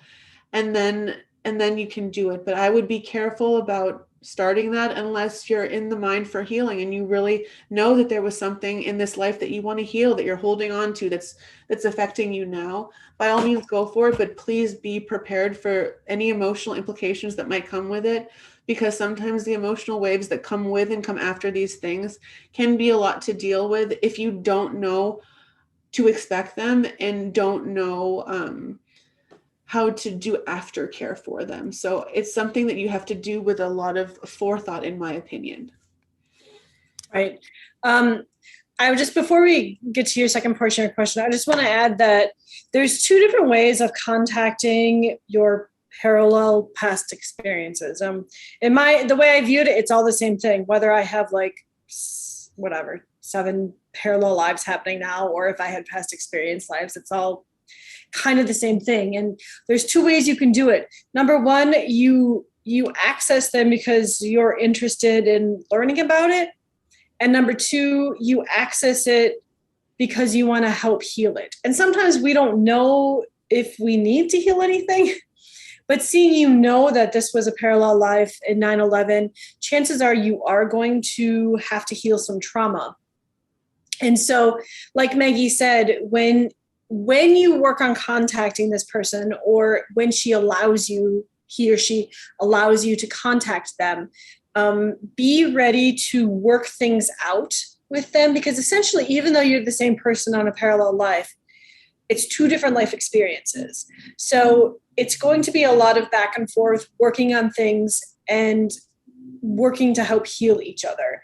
And I've done this, Maggie and I have both done this a lot with a lot of our parallel and past experiences. Now, she's saying that that lifetime, even though parallel is affecting this lifetime, and I cannot connect with this woman because she is really traumatized. And she said, yes, healing is the only goal. So she won't connect with you because she's so traumatized. Yes. So if what they're showing me now is that there is certain ways. So like when you go through an experience in whatever planet, it doesn't matter, but it can be here. If it's very, very traumatizing, sometimes when you pass over, you need to be put in these little cocoons. They're like little nuts that you go into, and like there's this light all around it, and it's this like mothering womb thing. And it's this time that you take out of everything in order to start the healing process. So I don't know if they're showing me that because they're saying she's still in there. She's not out of that yet in order to be in a place to contact you. Or if they're saying that she's gone through that, but she still isn't ready to connect to you. I can completely understand Aurora, like wanting to get all this stuff fixed in this life and not have to wait to fix it. That you're talking our language. We completely understand that. And so are you getting any information, Maggie, about why she hasn't been able to contact this woman at all?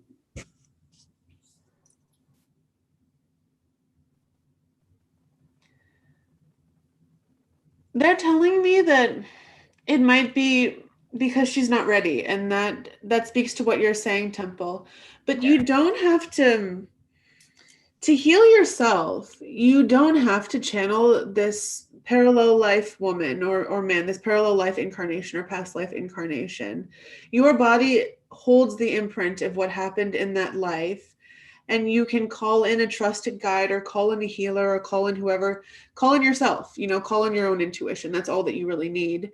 And ask yourself, where in the body are you holding the cellular memory from this parallel past life trauma? And you can ask your team to help you release that, or make the intention that I'm releasing all ties from this life that affect me in this now. And they're telling me that this may help her too. It may help if you heal, it might help her heal if you're parallel. So if she's not ready, that's fine. Sometimes it takes a really long time, especially when you've passed over to heal, especially from things that are very, very traumatic. But there's a lot of agency that you have being incarnated now and being aware of this now for you to do healing on your own that will very probably ripple out to this parallel incarnation. I heard Ra say very probably it will, my daughter, it will. Thank you.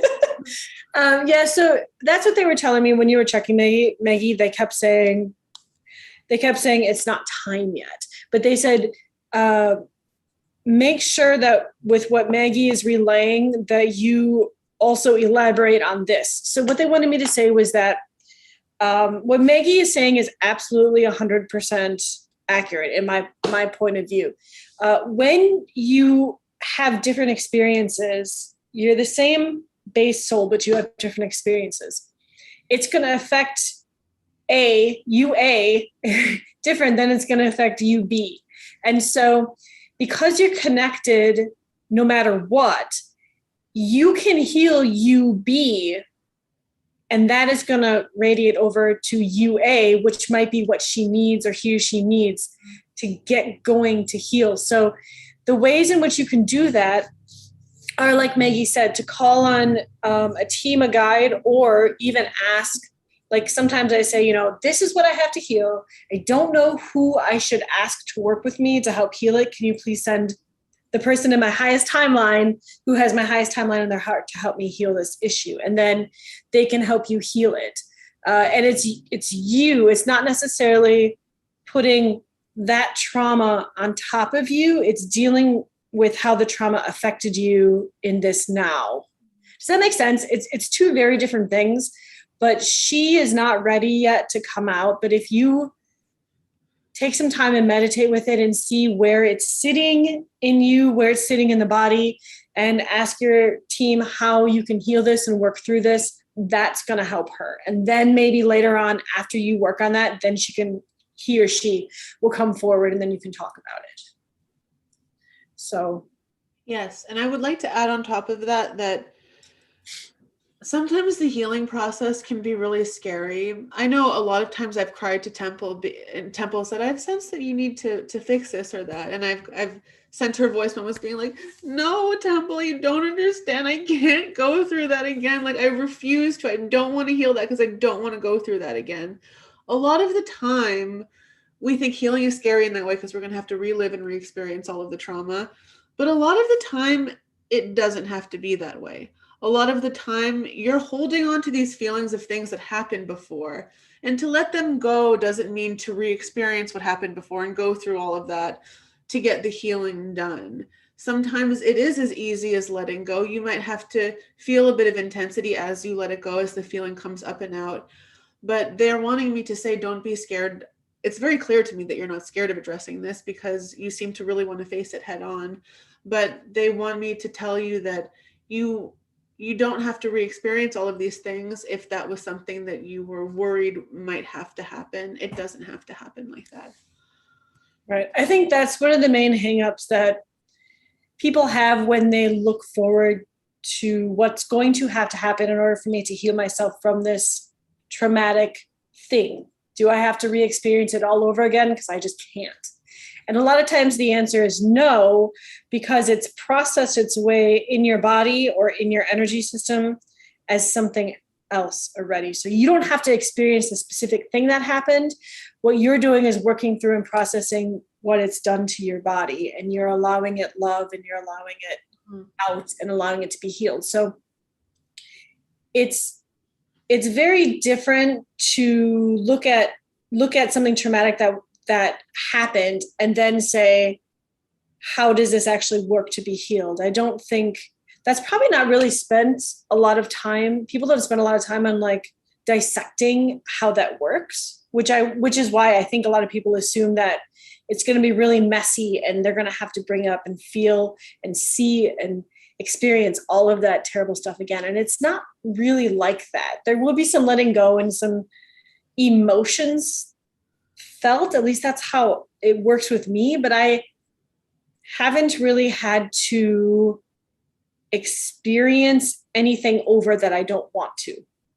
And some of the things I want to experience to heal, they don't let me experience. They don't let me like back into those timelines to re-experience. I have a specific timeline that is completely locked out for me. All back doors, everything, it's locked out. And they do it because for safety reasons, they don't want to throw me off course, or they don't want me to get really emotional over something that has already been fixed or something that is in the process of being fixed. You don't have to relive it, So, yes.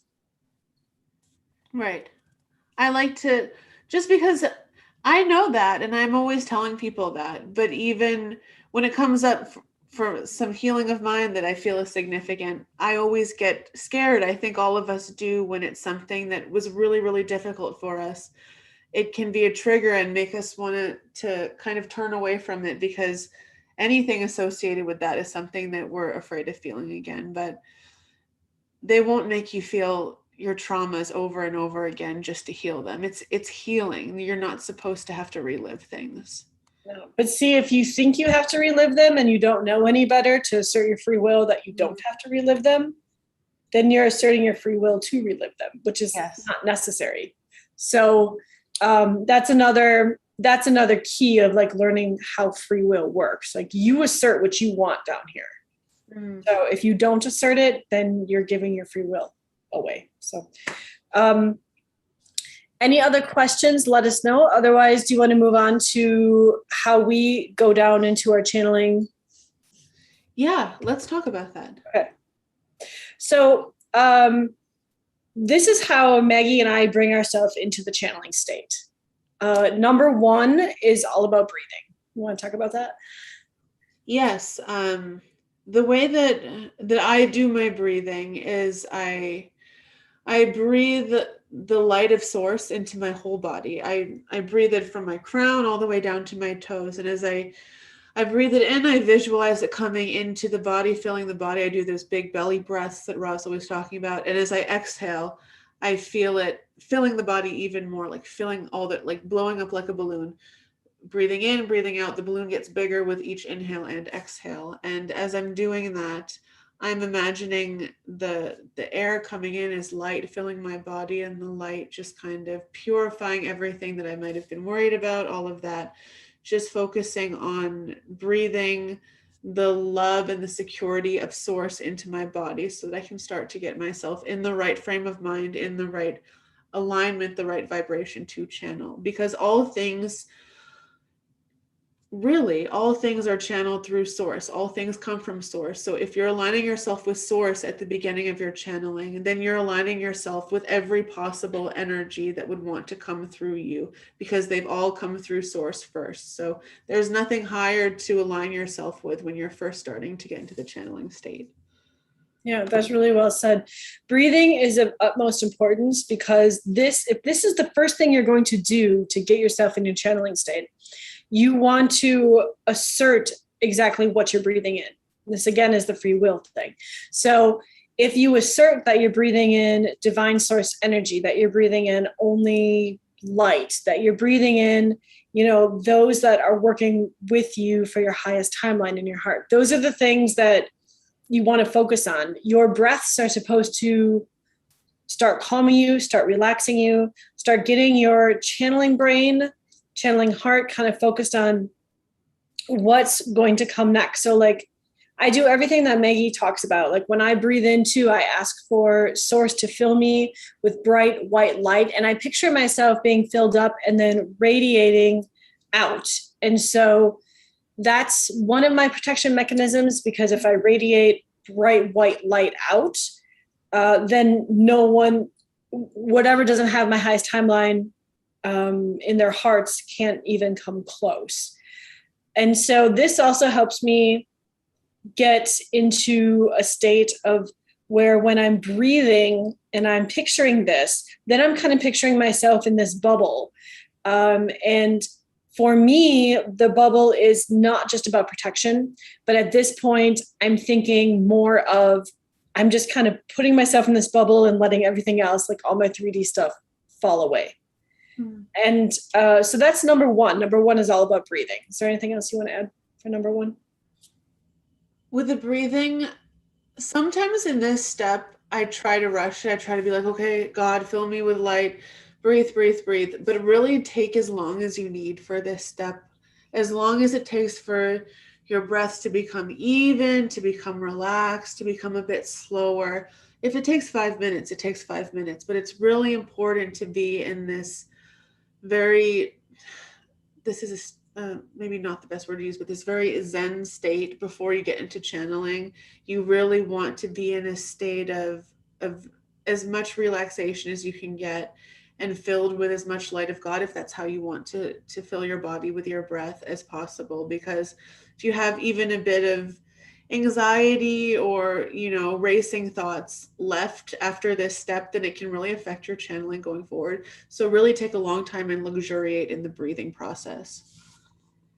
Yeah, when we were learning to channel, this process, this first breathing process, sometimes seems like it's taking forever, but really it's the difference between having a very good cemented channeling and the difference between like where the being kind of comes in and how much the being can kind of come in.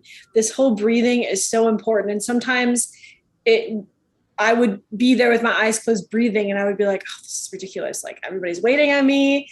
I'm just not there yet. And like, I have to keep breathing. But eventually, after it would take us forever to do this, like sometimes I swear it was like 5 minutes for us to even be able to calm down enough to go to the next step. And so it's okay. If it takes a while, it's okay. This is a very important portion of it. And it's going to cement your whole channeling. So don't take it lightly, I guess is what I'm saying. Right. And see it as something I used to feel rushed and pressured, especially because I take clients sometimes and I'm like, I have to get through all of my steps really quickly or else, people are going to be annoyed at me because I'm taking too long. But it's really something that you're not so much doing, you are doing it for the being that you're channeling, but you're doing it for yourself. You're doing it so that you can feel good about where you are. And if you feel good about where you are, if you feel relaxed, if you feel peaceful, that is an impeccable platform for the channel being to use you as a conduit. If you don't give yourself, the good care of letting yourself get into a state where you do feel relaxed and you do feel nice and you do feel unworried, then the channel being is going to connect to all of the worries that you're not letting go of. So think of it as a kindness that you're doing for yourself before you think of it as something that you're doing for the channel being. Because if you feel really good and you feel really relaxed and you feel really great, they're going to feel really great by proxy. So, but the first thing is you feeling great. So make the first priority you feeling great and you feeling relaxed. It starts out and it's just about you. Yep, I completely agree. So while we're doing this breathing, we're going to continue with these steps, but the breathing still continues as you work through these steps. So the second step is for myself is calling in Mother and Father God. And we kind of started that with the first step of like calling in the light and like bringing in the light, but I like to do that. I think it helps solidify the direction that I want to go with the channeling, the beings that I want to have access to be able to channel with me. And so I call in Mother and Father God to come down and shine their light and fill me up. And then this is where I also call on Gaia. And I tap into Gaia and I call for her. I dig down in there and have her roots kind of come and cradle me and kind of crawl up, and I have the two meet. And then when they meet, I have them form a figure 8 in my body, or at least that's how I vision it. So you're both grounded into Gaia and you're both connected into Source. So is that how you? Yeah, that's basically how I do it too. And yeah, I think that grounding into Gaia, we don't have to go into it again because we just talked about it a lot, but it's a really important step. And grounding into Gaia can help you feel even more secure and even more, not confident, but even take away some anxiety that you have about things because Gaia is a mother figure. So when you're grounding into her, if you're feeling any anxieties, any tensions, any nervousness about the channeling, you can ask her to take it away. You can ask her to clear that from you. And Gaia is a being who is always more than happy to help, to comfort her children in that way. So please give all of that to her as long as it takes for you to feel comfortable to move on. She wants you to, Gaia is really about channeling right now, supporting channeling. She's coming in to help a lot of people with channeling right now. With my experience with her, she's been coming through to teach a lot of people how to channel with me. And the step that she always reiterates is give all your worries to me, give all your nervousness to me. I will take it away. I want you to feel confident. So you have it from Source and you have it from Gaia. And between those two, you should be able to get into a pretty good calm state. Perfect. So is number three is sweeping out. I usually do this either in the beginning before I start breathing or when I'm calmed down enough to start calling people into my field. And I'll call in Archangel Michael and I'll just have him sweep the area for only beings that have my highest intention in their heart can stay. Anything that does not have my highest intention or timeline in their heart has to be swept. And again, it may seem like overkill, but for me anyway, it makes me feel confident. It makes me feel protected.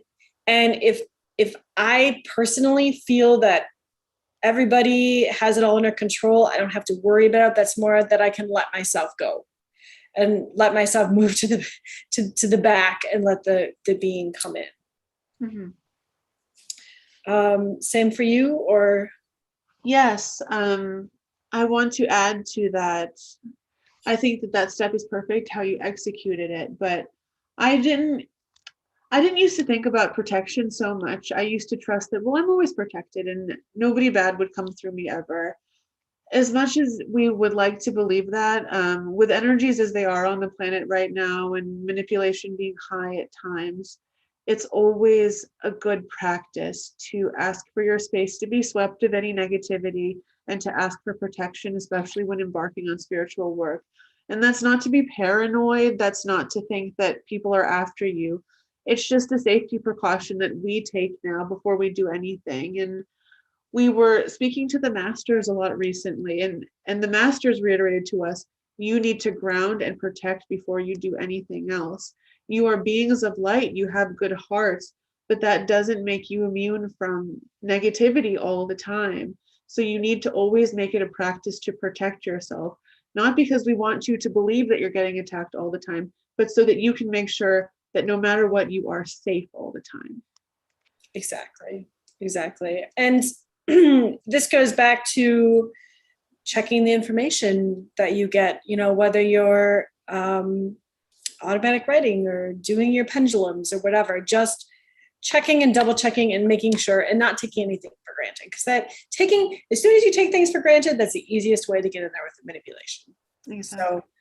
So, and then number 4 for myself is shutting off the brain to the heart. So this is something that once I started doing it, really, really helped, where I physically said to myself, in the beginning, I would speak it out loud. Now I just say it inside my brain. So I say, brain, I love you, I adore you, but I need to shut you off. You are going to be shut off for a little bit, but don't worry, I'll turn you back on.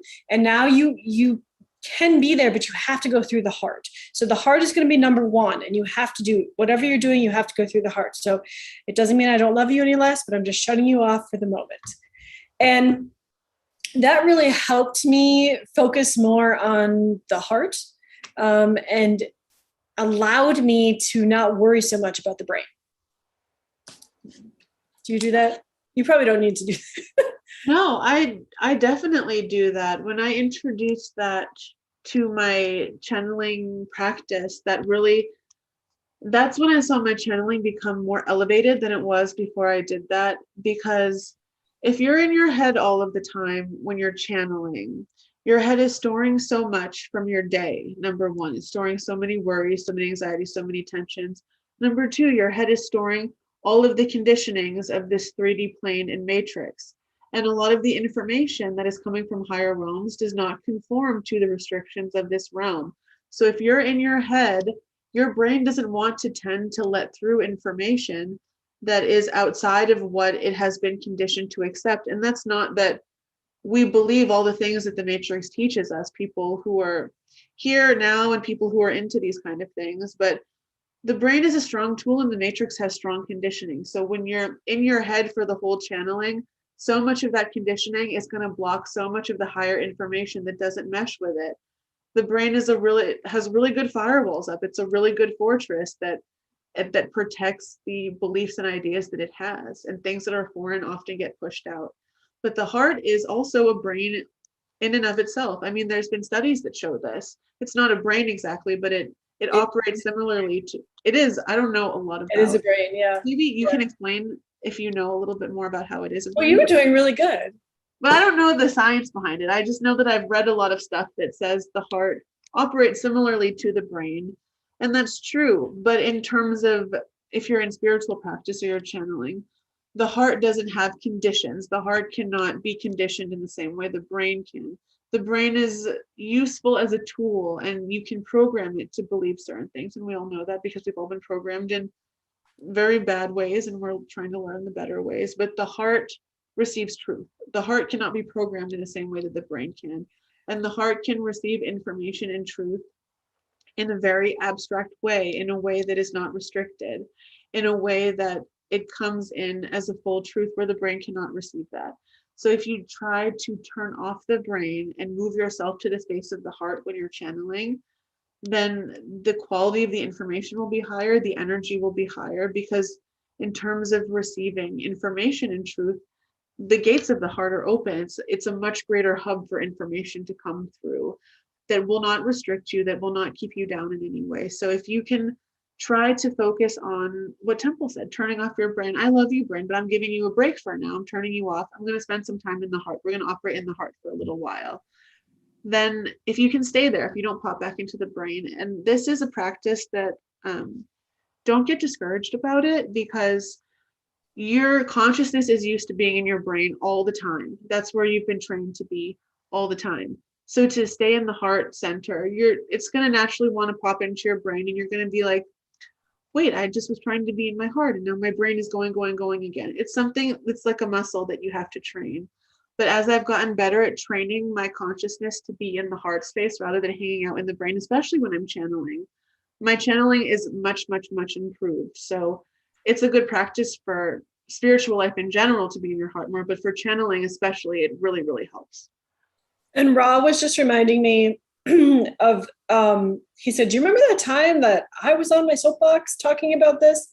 He was saying that when the human was designed, it was never designed for the brain to take on as much as it was taking on, or not necessarily that. It was to take on the weight of the ways in which everything is funneled to the brain. It was supposed to, the heart was supposed to be the primary brain, and then the brain was supposed to be secondary. And things got swapped. And so here we are. But this is something that will greatly help your channeling if you can learn to shut your brain off and feel through your heart. So the next one, so, this is where it starts getting exciting. If you can make it through these kind of like boring things, even though they're really important, then it gets kind of exciting. So number 5 is starting to feel the energies around you and asking who is there. So when I do this, I kind of do it the same way I do it with like beings in my room. I have everybody step back, and then I have people come one at a time, or sometimes I'll just like, you just shout out your name, like if you're here, but I have to be able to feel your energy. So for me, my checks and balances are, a name is fine, but it's got to match the energy. And I guess the one story that I can tell you about this is Michael Jackson always makes this joke where he's like, everybody would always call Michael, and then Archangel Michael would show up. And I always thought it was really amusing joke. Like he used to tell me this enough. And then I think he tested me one day. So I was going to talk to him, or I wanted to talk to him. And this energy shows up, and this being shows up, and he's like, I'm Michael.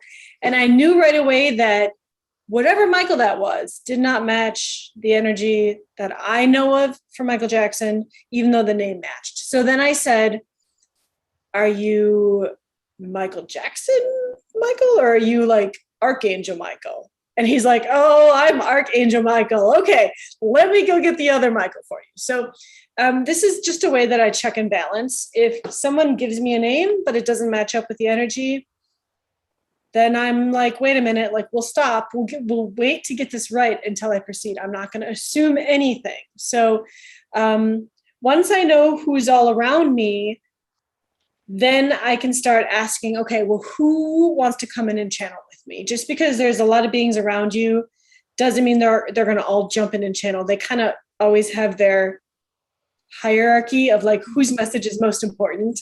So they will then send that person in, and you can have this little conversation. How do you do it, Maggie? It's not quite as involved for me. For my channeling, maybe, I don't know why. I don't have to call on anyone. I don't have to say, well, who's around me? I'm not really sure.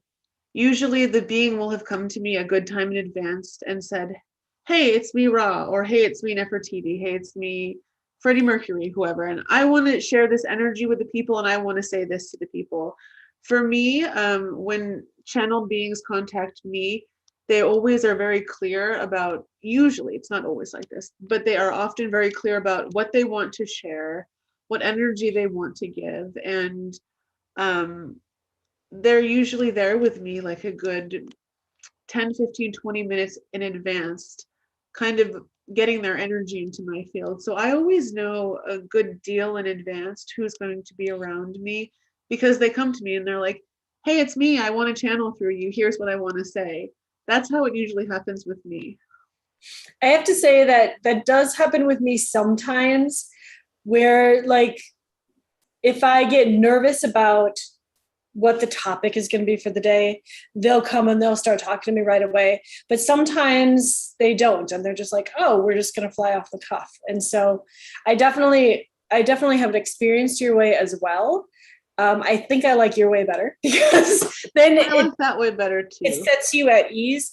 I have to do it in the coming steps. So like when it the next thing I do is I do this mantra where I talk about like, I want to stay out of the channeling. Those can like archangels, Mother, Father, God, can you help me like stay out of the channeling? If I come in the channeling, please take me back out as soon as you can. And then after that is when I initiate the conversation in my head of like, what do you want to talk about? Let me know what's going on. But how does it work for you, Maggie? Do you do that like mantra thing, stay out of the channeling thing? Yeah, I always say it similarly to how you've said it. I always say, I intend to keep my conscious mind out of this channeling 100%. I allowed the being into me to the highest percent possible and allow them and intend for them to be able to use their voice in the highest, purest way possible so that I do not interrupt them in any way, that I do not color their message in any way. And if I do step in at any point to do any of that, I ask my people to please take me out of it so that they can speak freely and 100% in their own voice with their own message.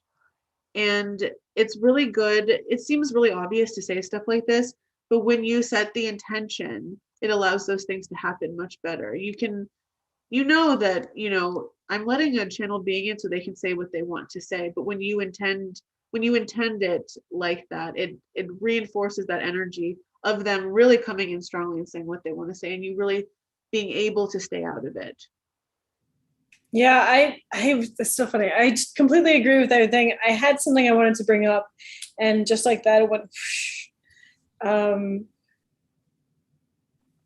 oh, the one thing I wanted to bring up is this is the moment, like when you know who is going to be channeling with you, whether they've talked to you in advance or like in the moment. Like Maggie said, she invites them in to channel. You have to invite them in to channel in order to like get into your energy systems. You have to invite them in. Otherwise, then it's more like, they're standing out here and they're just telling you, and then you repeat it. And Maggie and I do that a lot. In fact, we've been doing that a lot more, especially with when we do work. We've just been letting them stand on the side and then hearing what they're saying and repeating it. But if you want to have them come in to channel with your eyes closed, you actually have to invite them in. Yeah. And that's, again, a free will thing. I So usually do that with this step. And have you written that in? Is that part of this step as how we've written it, inviting them in? yes. Oh, I wanted to add to you intend to stay out of the way. You ask them to keep you out of the way. And when you invite them in, and I don't know how it is for you, Temple, but for me, I'll feel them come into my body and I'll feel myself change. I don't know if you guys have watched me channel here before, but like Ra goes like this, and other beings like stretch their arms like this, or like they go like this, or they go like this. Like you might feel differently. The energy will come in. Ra is really strong. So sometimes I tend to feel really fired up when Ra comes in because that's how he always is. Sometimes with Gaia, I just want to cry because I love everybody so much, because Gaia loves everybody so much. And it can take a little while, several breaths, 10, 20 breaths. It doesn't really matter how many, but to let them really fill you up with their essence and let them really come into the fullness. You might feel it a little to begin with, like you might feel a little fired up if you're channeling Ra, but if you take the time to take some more breaths, and with every in breath and every out breath, at least that's how I do, with every out breath, I can feel them coming in even more. Every time I exhale the air from my body, and as I'm making that space, the being comes in a bit more. So I just wanted to say, like, give them a little bit of time after you've invited them in to breathe them into you, as we did the breathing before. It's a lot about breathing. Yeah, I'm glad you brought that up because it is a lot about breathing, and you're continuing breathing through all these steps. So in the beginning, because I always like to be in control. So I have I struggled a lot where I could feel the being come in me, and I could feel them move around, but I didn't want to move around because I didn't want to look dumb. Like I was like, well, I don't know what I'm doing. Like I don't want to like look dumb. But what I realized is that the more I allow them to move around in my body and move my arms and my shoulders and stuff while they're getting situated, the stronger the connection is. And that's also allowing me my turn to be like, okay, I need to move to the back now and just let them do what they're going to do. So I've learned along the way to be in the flow of that and allow that, where I think Maggie is really good at it. You can tell when the being's there and getting all situated, where when I do it, I'm still not as I allow, but I think I can always allow more. So it's one of those works in progress. It may seem dumb, but it's actually one of those steps that I think contributes to having a more connected channel. Well, that's another good point, is that maybe it seems like I do, like they move around my arms and stuff, but I feel a lot. Like I get comfortable with beings by letting them feel what it feels like to be in my body and letting myself feel how it feels for them to be in my body. But Temple, on the other hand, I know she has a lot of conversations in her head with the beings as they come in. I rarely do, but Temple is very much more connected to the air element, the mental element, than me. So she gets comfortable by talking to them. She lets them in. She gets comfortable with them sometimes by speaking to them. And that's her process of letting them in little by little. For me, sometimes I have to move around and feel the energy come in and let them move my limbs. So I feel them, and little by little, I feel them in. Temple might think them in or conversate them in. I've heard people who tone as the beings come in, who use a lot of toning and squeaks and groans as the being comes in, and through the voice they come in. So it doesn't have to be one way or the other. If you feel like you need to move around like this, do it because that's what they want to do. If you feel like you need to like tone or get some vocalization out and that's what they're trying to do, let them do that because that's what works for you. If the conversation thing is what you need at that moment to feel comfortable, okay, who are you? What do you want to do with me? Have a conversation with me and let them in that way, then that's a valid way too. None of these ways is better than the other one. Right. It's just everyone's different. Right, exactly. And that is something that, so like now step 7, you have this being in you and you're like sitting there and you're like, okay, this is going to happen. Like I'm going to actually channel. So what do you do now? So in my process, I'm having a conversation with the being and I'm like, what are you going to talk about? Like, you tell me when to open my mouth. And then I've even had a lot of beings where they say like, my name is, or, I'm so happy to be here today. Thank you. And they have to repeat it 3 times. They're like, you can open your mouth now, but then I don't. And then they say, I'm so happy to be here. And then he's like, I'm going to say it again. You just need to open your mouth. And then I still don't. They're like, I'm so happy to be here. And then the 3rd time I'm like, okay, I'm going to do it. I'm going to open my mouth and you can say it. And then as soon as I get over that hump, it tends to feel better. It's that moment of like opening your mouth because the being is not allowed to open your mouth. Yes. So you have to open it. And that can be very, I don't even know why, because once you feel comfortable with the being in, it shouldn't make a difference whether or not you open your mouth or not. Like it shouldn't be a scary thing. But I just always check and double check and check again until I feel 100% absolutely comfortable. And then I open my mouth. So it's just the way I do it. I'm sure there's a lot of other ways to do it, but just know that once you get to that point, you have to open your mouth. Yeah, you have to be the one who initiates your voice coming out of your vocal box, coming up through your throat, coming through your lips. Like you have to be the one. They'll usually say something like greetings. You'll hear it in your head, but you have to say it. And once you get that first word or that first sentence out, then they can take over. And it can feel really weird to be the one where you have to say greetings on behalf of the being, but they can't take over your voice for you because Unless you're a trance channel, I don't really know if they can then, but I've never trance channeled. Yeah, I don't know. I think the more comfortable you become, the easier it is to allow them to use your voice and make it their own voice.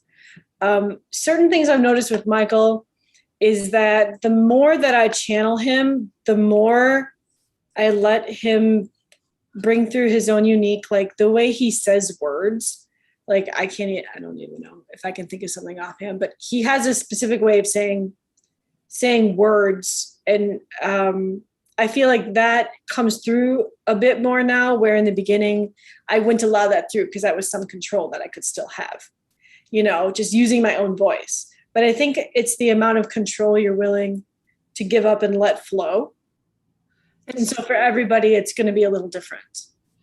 Yes, the hardest part in starting channeling is getting over that hump where it's silence and you know that you have to say something, but you're not sure if that's what the being wants to say. I think everyone, the first time they channel it, it's like, can I talk now? Is this what you're really saying? I don't hear anything. They'll say something in your head, or you'll want to get it out. You'll be like, like you'll want to, but then you'll be so nervous sometimes that you don't. The most important thing in channeling, Temple and I have been taught this by several people lots of times, is you need to be fearless about channeling. You can't worry about what the being is going to say. Like, you can't worry if the being is going to say something that might sound silly to the human mind, because maybe sometimes what they say does sound silly to the human mind, but we're not here to be judged for what the beings say. We're not here to limit what they say. We're here to give them a voice. So you can feel comforted in the fact that, well, these aren't my words. These are the words of the channeled being. Like, I'm not going to be held accountable, at least unless you have a very big audience right away somehow. I'm not going to be held accountable for the words of this being. They're saying what they want to say, and I'm going to let them say what they want to say, and I'm not going to put my thoughts or my expectations of what they might say on myself. I'm just going to let it go. The more fearless you can get, the more brave that you can get about it, the less you can care about what other people might think or about what you think that they should say. Like, care less and you'll channel better. That's really the greatest thing that I've learned. Just, you have to care less. And it sounds counterintuitive, but it's really true in my experience. I don't know if it's true for you, Temple. Yeah, I think it's caring less is a perfectly fine way to put it. Allowing the flow is another way to put it. It's like this delicate balance between making sure all your checks and balances are covered and you're protected and you're feeling comfortable, and then just allowing it to go. Yeah, that's the point. Not from the beginning, care less. Right. Don't care less in the beginning. You got to go through all this. And then once you're like situated and they have you all under their bubbles and things, then you got to let it go. And it helps you, I think, as a person, gain this trust in yourself. Mm-hmm. It helps you become aware of things that maybe you thought you had figured out, like with yourself and your progress, but maybe you're still working on. So channeling and allowing the being room to say what they want to say and move their hands and their arms the way they want to do it is a real testament to your strength, I think, as an individual, how protected you feel, how sovereign you feel, how, it's, even though you're allowing it, it's a lot about you. It's a lot about the channel themselves. And that's why I think when Nefertiti was coming through in the beginning, she was talking about how when channelers when they don't have the highest truth or the highest integrity, and they can channel all sorts of misinformation. I think a lot of that can happen when you're not doing your checks and your balances, when you're just getting kind of slack about, I'm just going to assume that the people around me are for good, and I'm just going to channel what they have to say. Because let me tell you, like, if you're not careful about that, and if you don't make that as a priority, then it's going to affect your channeling. It's going to affect your channeling. So you kind of have to decide what kind of channeler you want to be. Is it worth taking this extra time? And now, like, it seems like, we've been talking about this for a long time, but But really, when we do this, I mean, you've seen Maggie, like she goes in it, and then it's not like it's going to take you a half hour once you get the hang of it to like go through these steps. It's just steps that you just go through, and it's just a checklist. You're just checking off. This is done, this is done, this is done. And it goes pretty quickly once you guys get the hang of it. And when you're first getting started, when I first started channeling, you don't have to be channeling for anyone. Like I would channel and record myself on my iPad, but you don't even have to do that. Just going through these steps and taking as long as you need to take your meditation time to do this if you want to, because it's a great meditation too. And it's a great way to connect with your guides or your higher self. Take the time to try it. And before you even try to channel for other people, if you're bold and if you have friends you can do that with, that's awesome. But you don't have to have someone to channel for to go through this stuff and to feel what it's like going to the channel state and even get a message for yourself or for another person. You can do this all on your own, and please take time to go through these steps. Don't rush through them, because feeling the energy of what it's like to have completed these steps and go through them is really, really important. When you're grounded, you need to know how it feels to be well grounded and give yourself the time to get up to a fully grounded state, to get yourself into a fully heart-centered state, to feel the fullness of each of these steps. It takes more than a few seconds, especially at the beginning. And it's something that you should take the time to explore and feel what each layer of that energy feels like. Because when you're familiar with the energies and you can really know what it feels like to get to the highest state of all of these points, that's when your channeling is really going to come through and get better if that's what you want. Yeah, I think that's really important. And above all, like even if you've gone through all of your checks and balances, and at some point in the channeling, if you don't feel comfortable, you don't have to continue. Exactly. You don't have to continue. So we don't. Sometimes me and Temple mean to channel one day and something will feel off, and we channel all the time together, and we'll be like, no, something feels off. We're not doing this today. No one's going to force you to channel. Like, you're not a failure if you don't. We leave channeling sessions with each other all the time because either our energy isn't right or we're not sure about something going on externally. And that's really the safest way to do it. If anything feels off, you can always come back to it later. You don't have to put yourself in a situation where you're uncomfortable. You shouldn't. Right. Exactly. So let's just go through these really quick. We'll just list them off. So if you're following along and you're like, oh man, I don't even remember like what step 2 was. So step 1 is breathing. Step 2 for us is calling in Mother, Father, God, or the source God to light you up, and sweeping out and clearing the 3D. Number 3 is the sweeping and clearing out of like your 3D area. Call on the archangels for that. Number 4 is shutting off your brain to your heart.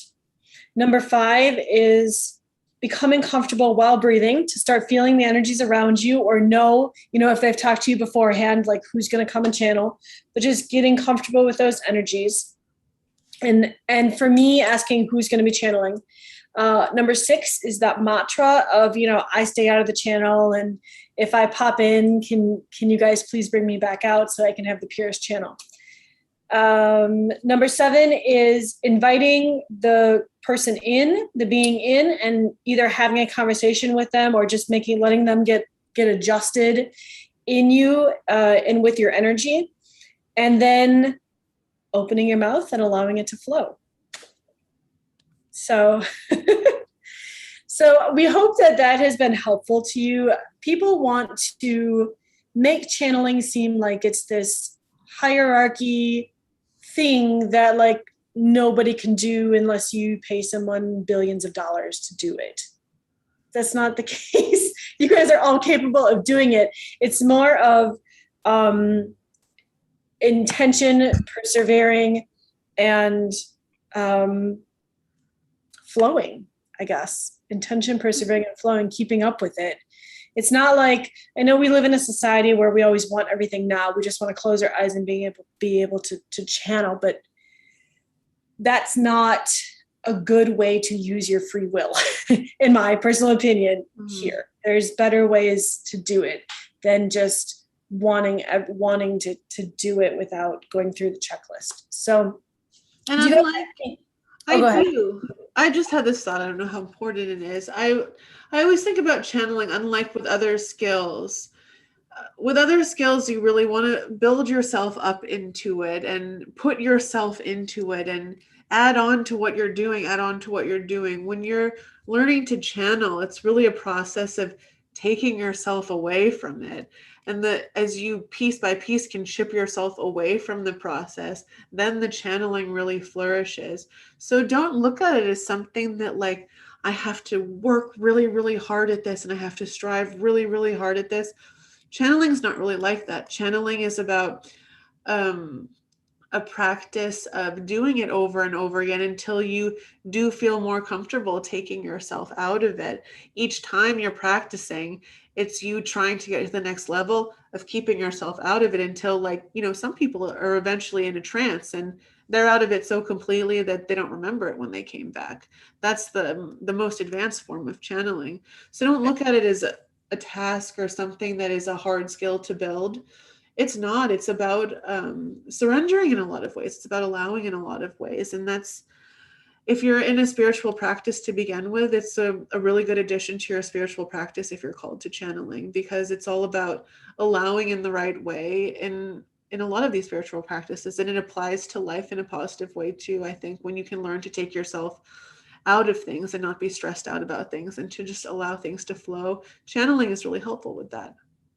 And of course, this isn't the only way to channel. We've talked about this a lot on our channel.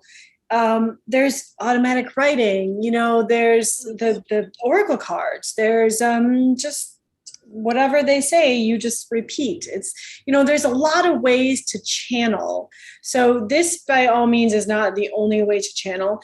It's just from what, in my personal opinion, what I see is what, when people are like, oh, I want to learn to channel, this is where they want to go.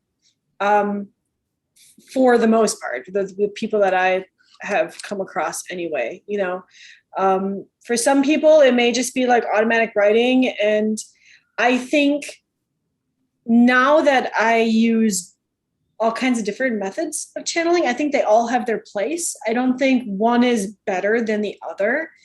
I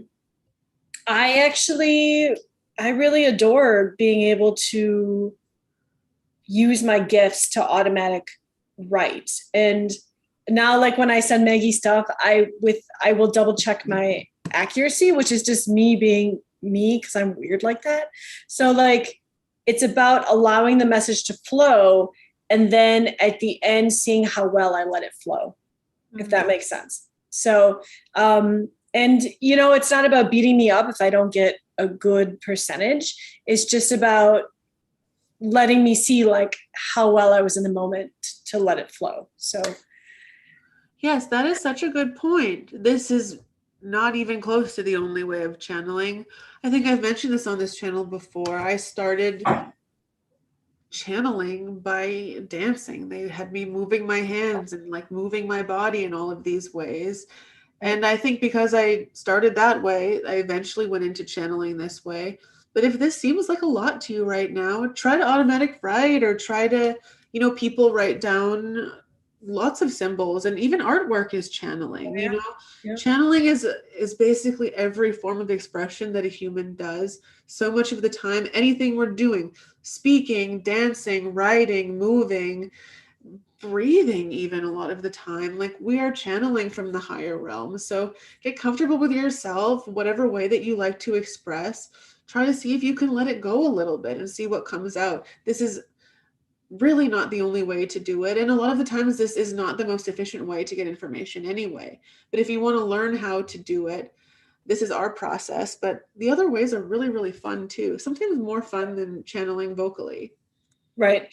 And I think like if you have friends to share in your experience, I know sometimes when Maggie and I are not incredibly exhausted at night, we will be sending each other messages saying, oh, like, you know, these were the people that were here tonight, and these are the people that have messages for us. And I think I'm going to try to get a message from this one. Like, if I can only pick one tonight because I'm so exhausted, let me know like who your people are, what your message is, and stuff like that. So it's really fun if you have someone who is willing to take that journey with you to discover their own selves, and you guys can discover together. That makes it a little more, I think, easier to flow when you realize that it's not just you who is frustrated with something, like your friend is also frustrated with something that she's trying to learn or trying to get through. And it makes it a little bit easier and more relaxed all the way around when you can bring each other up and be there for each other as you're going through this stuff. So, okay. I don't know if we don't have any other comments or questions. It doesn't have to be on channeling. If you guys have just any other questions, feel free to write them down. Otherwise, I think we've been on for over 2 hours. I think it's been close to two and a half. 2.5. Yeah. So if there are no more questions, then we will probably take our leave, but we'll wait just a little bit just to make sure. And remember, your questions don't have to be about channeling if you don't want them to be about channeling. They can just be about whatever. And if we can help you, we surely will. Absolutely. Yeah.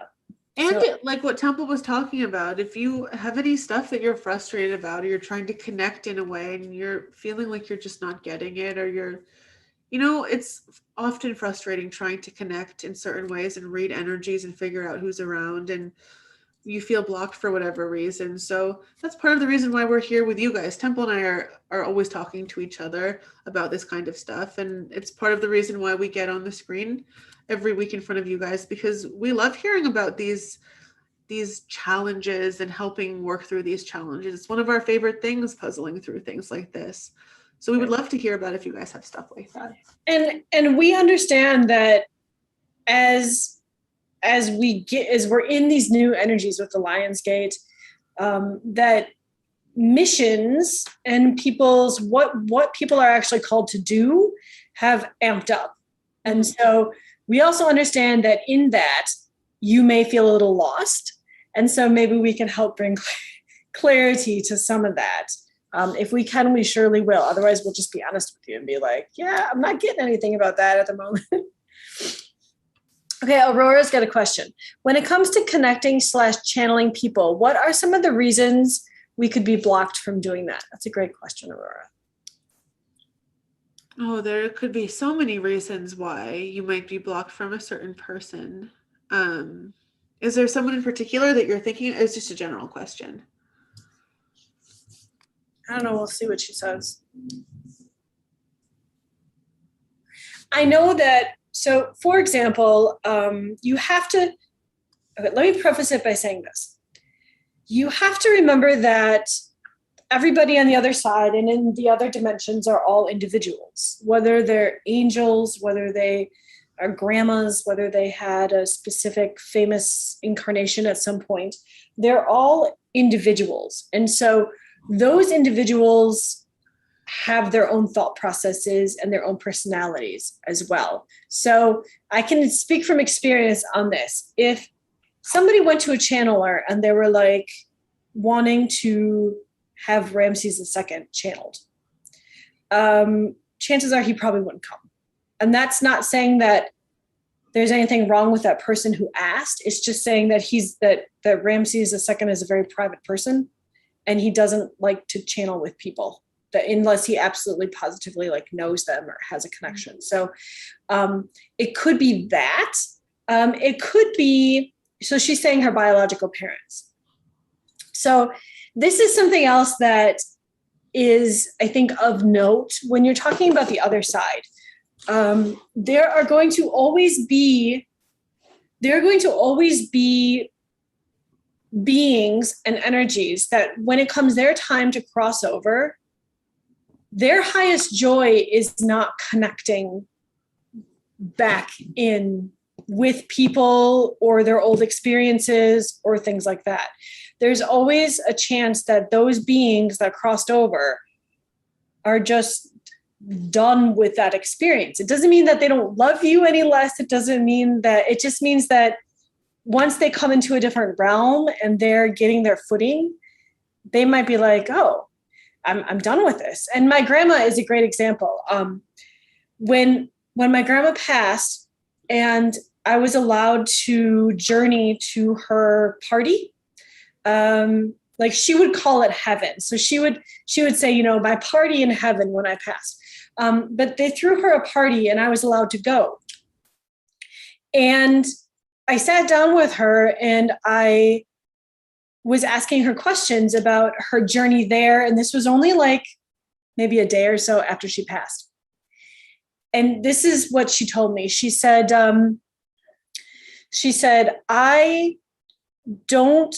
all of my life on earth, my experience that I just came from is fading very fast. She said, I can only remember a couple things at this point. And she's like, is that normal? Like, is that what's supposed to happen? And so I've heard this from other beings too, who have passed over, that when you pass over, you not only everything starts to fade from your experiences here, but you're in a completely different realm now. And so what was important to you on earth is not necessarily as important to you now. Now, that doesn't mean that like when it's parents, that they love you any less. It just means that as a soul being, they are in a different place now within their journey and they're looking ahead or, you know, figuring it out. Not everybody gets the hang of the whole astral travel. When you cross over, not everybody gets the hang of that. My grandma has, she comes and talks, but like other people who have passed over, it's just not their thing. And so please don't take it personally when you're trying to contact, you know, your grandparents or your parents or people that you loved on the other side and you're not hearing back from them. That does not mean that they're stuck in limbo or anything. It means that they're either in their past life review, which let me explain that for a second. So every being, when they pass, they have a past life review, and you can kind of schedule that. So they give you time to feel comfortable in the new realm that you're in.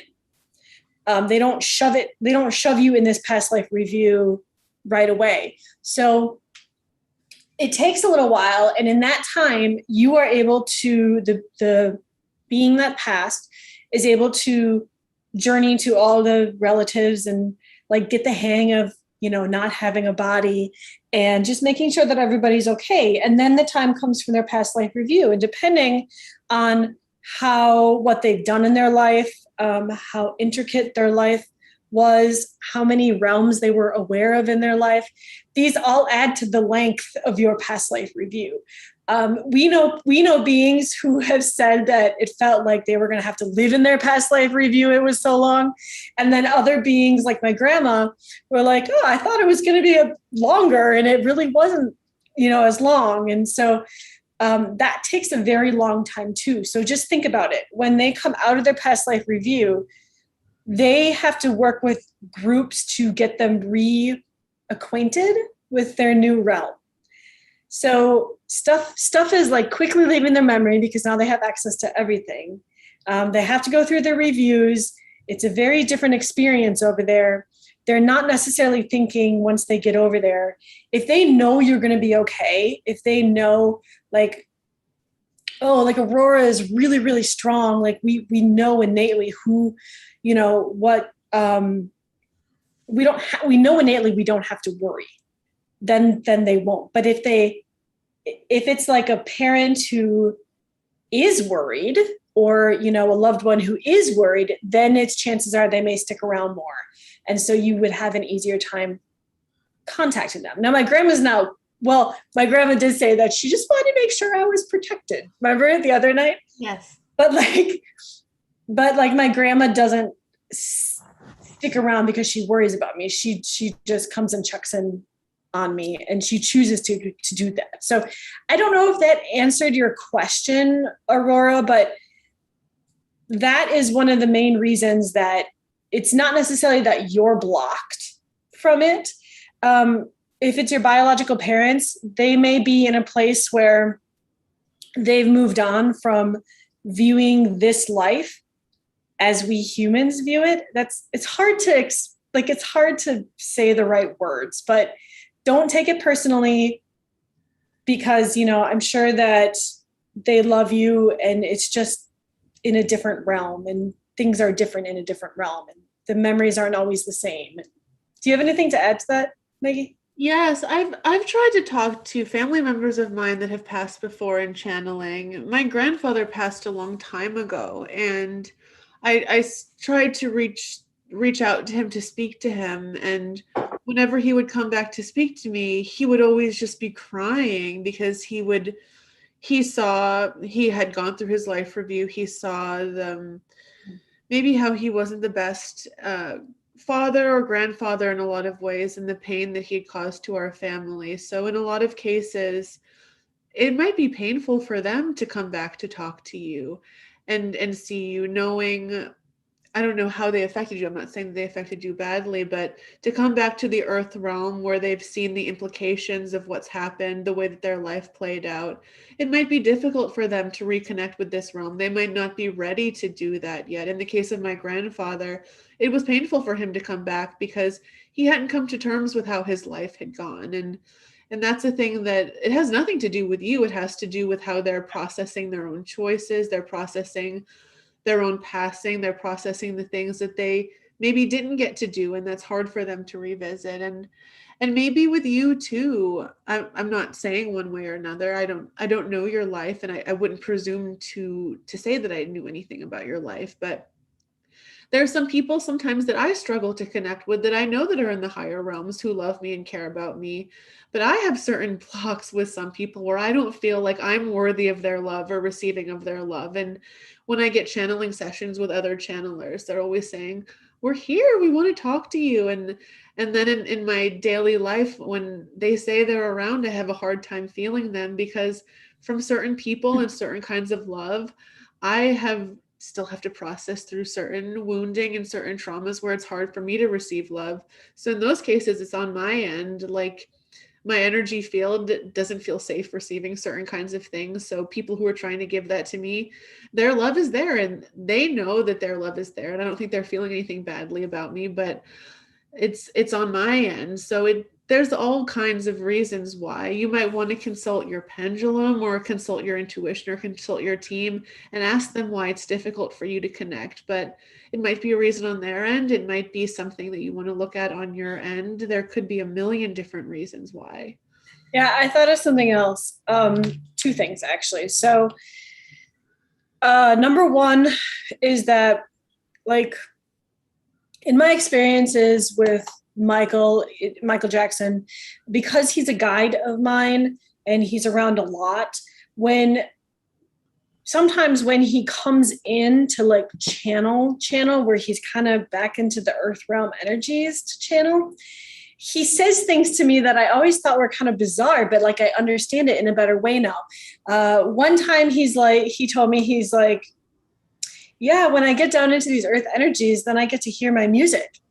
And I kind of forgot what that sounded like. And I was like, what? Are you serious?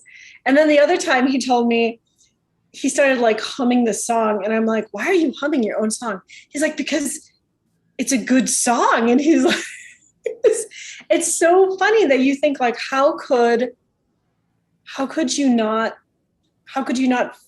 forget? But then he's like, I was really good, wasn't I? I was like, what? Really? Did you just say that? So like their thought process on the other side isn't what our thought process is here. And then the other thing I wanted to say that they were telling me while Maggie was talking was that a lot of times with, like, Maggie was talking about how some of it may be her own stuff that she's working through. A lot of times we have preconceived ideas of family members, of how they treated us in this life. But when they get over to the other side, it's it's not that it's wiped clean, but it's wiped clean. Like they have had to view it in a very real way.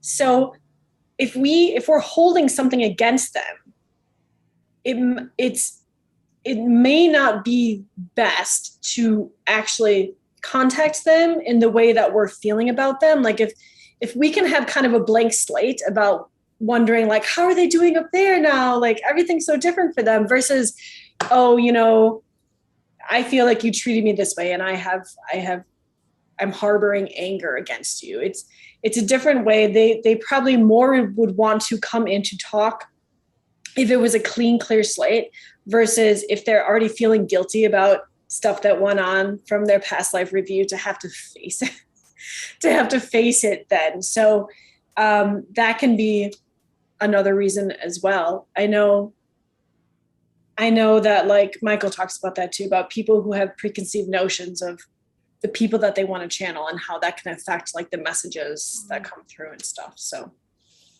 I hope that helps, Aurora. Jody says, hello, everyone. And then Blue Star 44 says, what are the effects of the Lionsgate portal? What shifts are you seeing?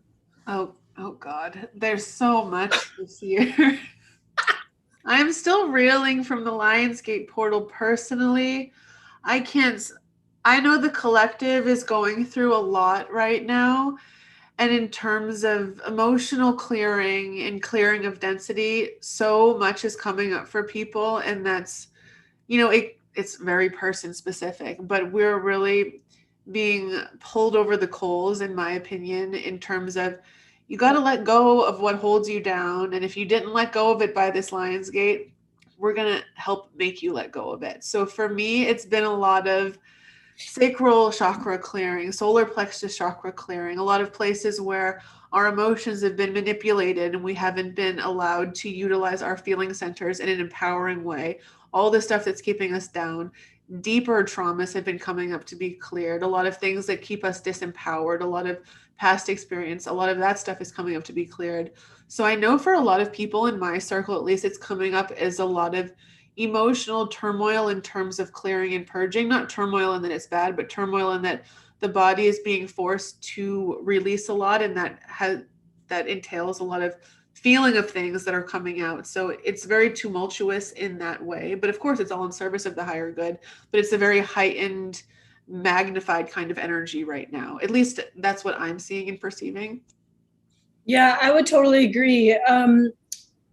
Things that I'm perceiving are very, very similar to yours. I think that for the most part, this has been the time where in the past Lionsgates, it's always been about clearing so you can receive the new downloads that are coming in to get your vibration and your density and stuff kind of up to par, like your computer system. And so it's all about updating. But this one specifically was like a table turner, in my opinion, where this year now for this Lionsgate, there's no really going back. Like it's been so intense where everything has been brought up like so many notches. So leading up to the Lionsgate, they really wanted you to take a look at yourself, see where you are now, where you want to go, and what you have to do to get there, what you have to let go, what you have to heal, what you have to. It's almost about like this really weird concept of like mirroring, like looking at yourself in the mirror and being very honest, because we're now at a point in the Earth's history where we have access to energies that haven't been on this planet in a very, very, very long time, if at all. And the only way you get access to those is if you work with the planet's energy and vibration, and like Gaia with the Lionsgate wanting you to go through some of this stuff that's coming up and work through it once and for all so you can make room for the brand new energies. So we're seeing this real shift, I think, at least in my personal opinion, and because people aren't done processing these energies, where before you could maybe see a little bit here and there of like where people decide they're going to be in their thought processes and how they choose to live life. Like, is it going to be glass half full, half empty?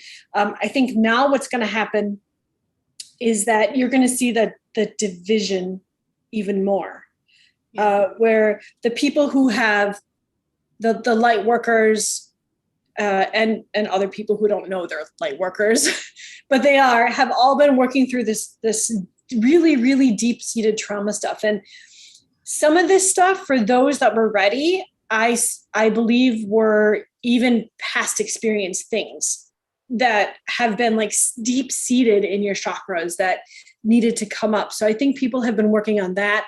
I've seen a lot more divine feminine stuff come forward and a lot more equality, even like divine masculine. So there's issues with both of them. We talk about that a lot, but at least from me perusing the groups, what I'm seeing is more people understanding the divine feminine in the way in which she was meant to be. Now, I'm not saying it's perfect, but I'm saying that I think there's a greater understanding and more divine feminine energies that have been allowed on the planet.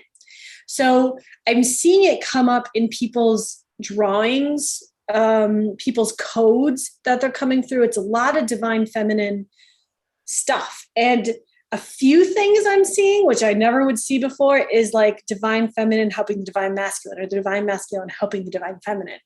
And I'm so happy to see that, because that's what really needs to happen. And before this Lionsgate, it started a couple months before the Lionsgate, but like now we really see that these energies are really changing, and people are going to either sink or swim in them, because this one was the blast to like really get your circuit boards ready for accessing these higher energies and having an easier time jumping timelines. And, but all of this stuff depends on how well you can create room in your energetical fields, work through things, how open your mind is, how willing are you to like flow.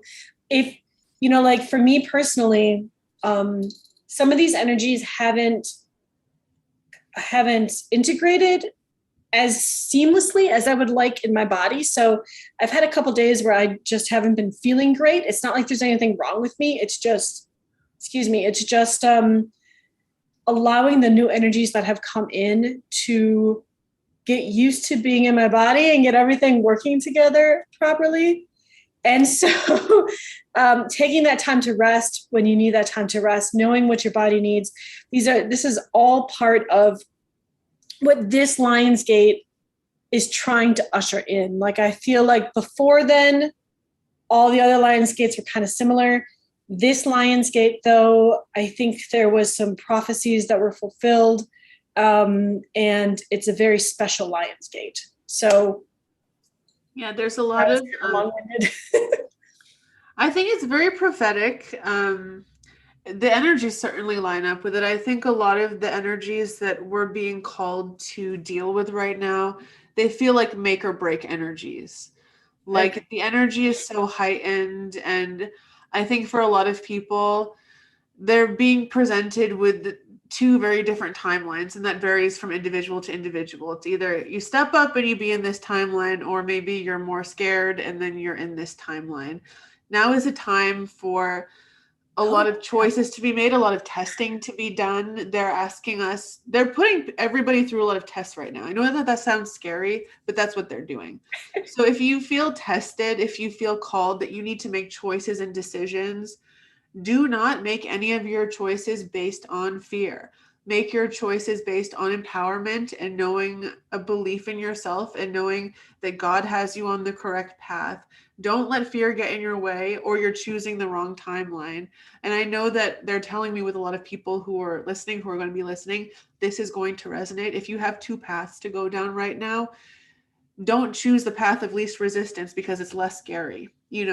Don't let fear guide you down a path. If fear is guiding you down the path, you got to take that other path. That's what a lot of people are being faced with right now.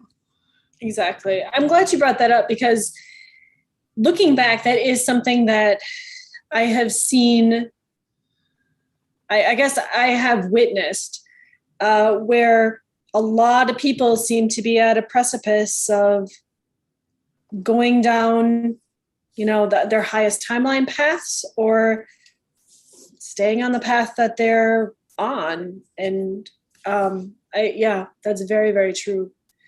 H808C says, great job, ladies. Aurora says, that was super helpful. Thank you so much.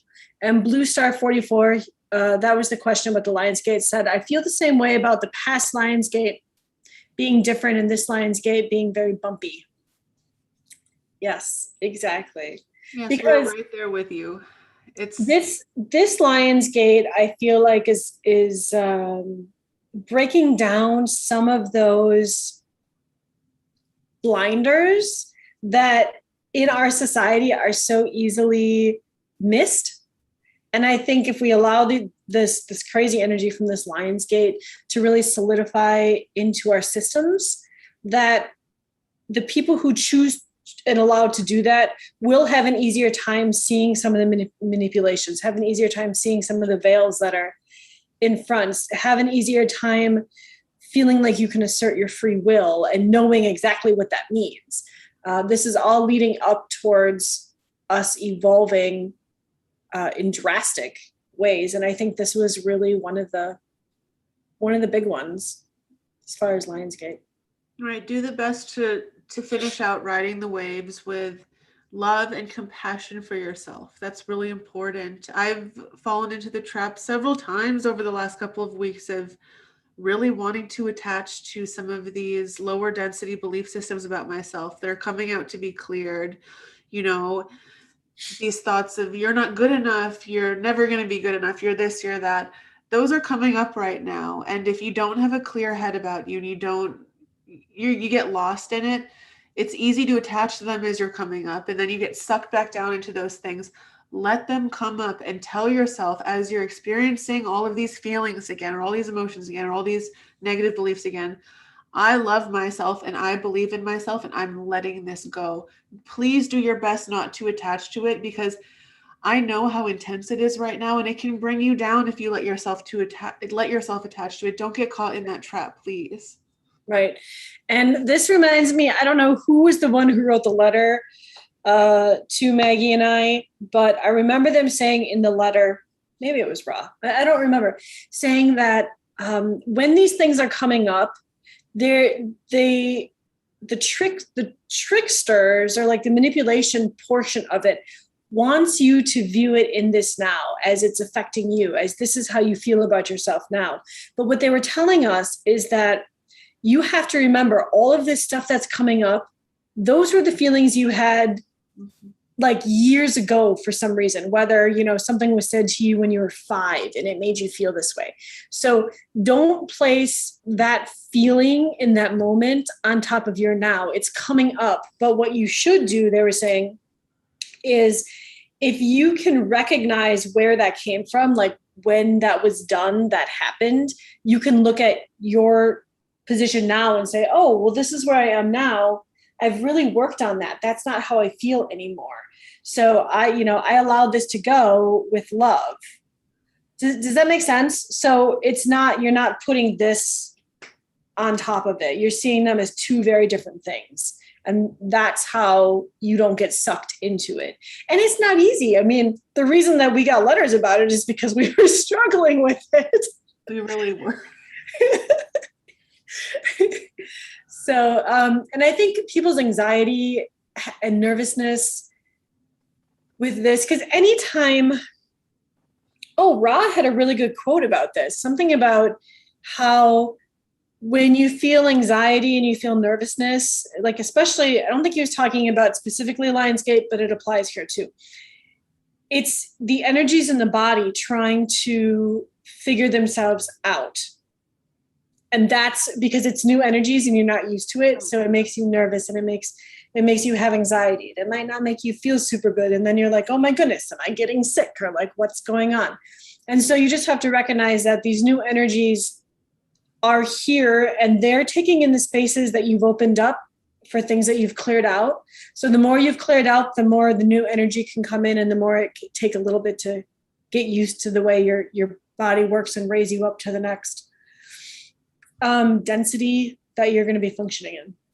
Oh, that's a great reminder for me right now because I've been anxious the last couple of days and I'm like, why am I so anxious? I hate feeling anxious. And I had forgotten about that raw quote is I when did your too. body is experiencing some new energies, the trigger response sometimes is to feel anxious and nervous because your body is not familiar with that. So it's like, what's going on?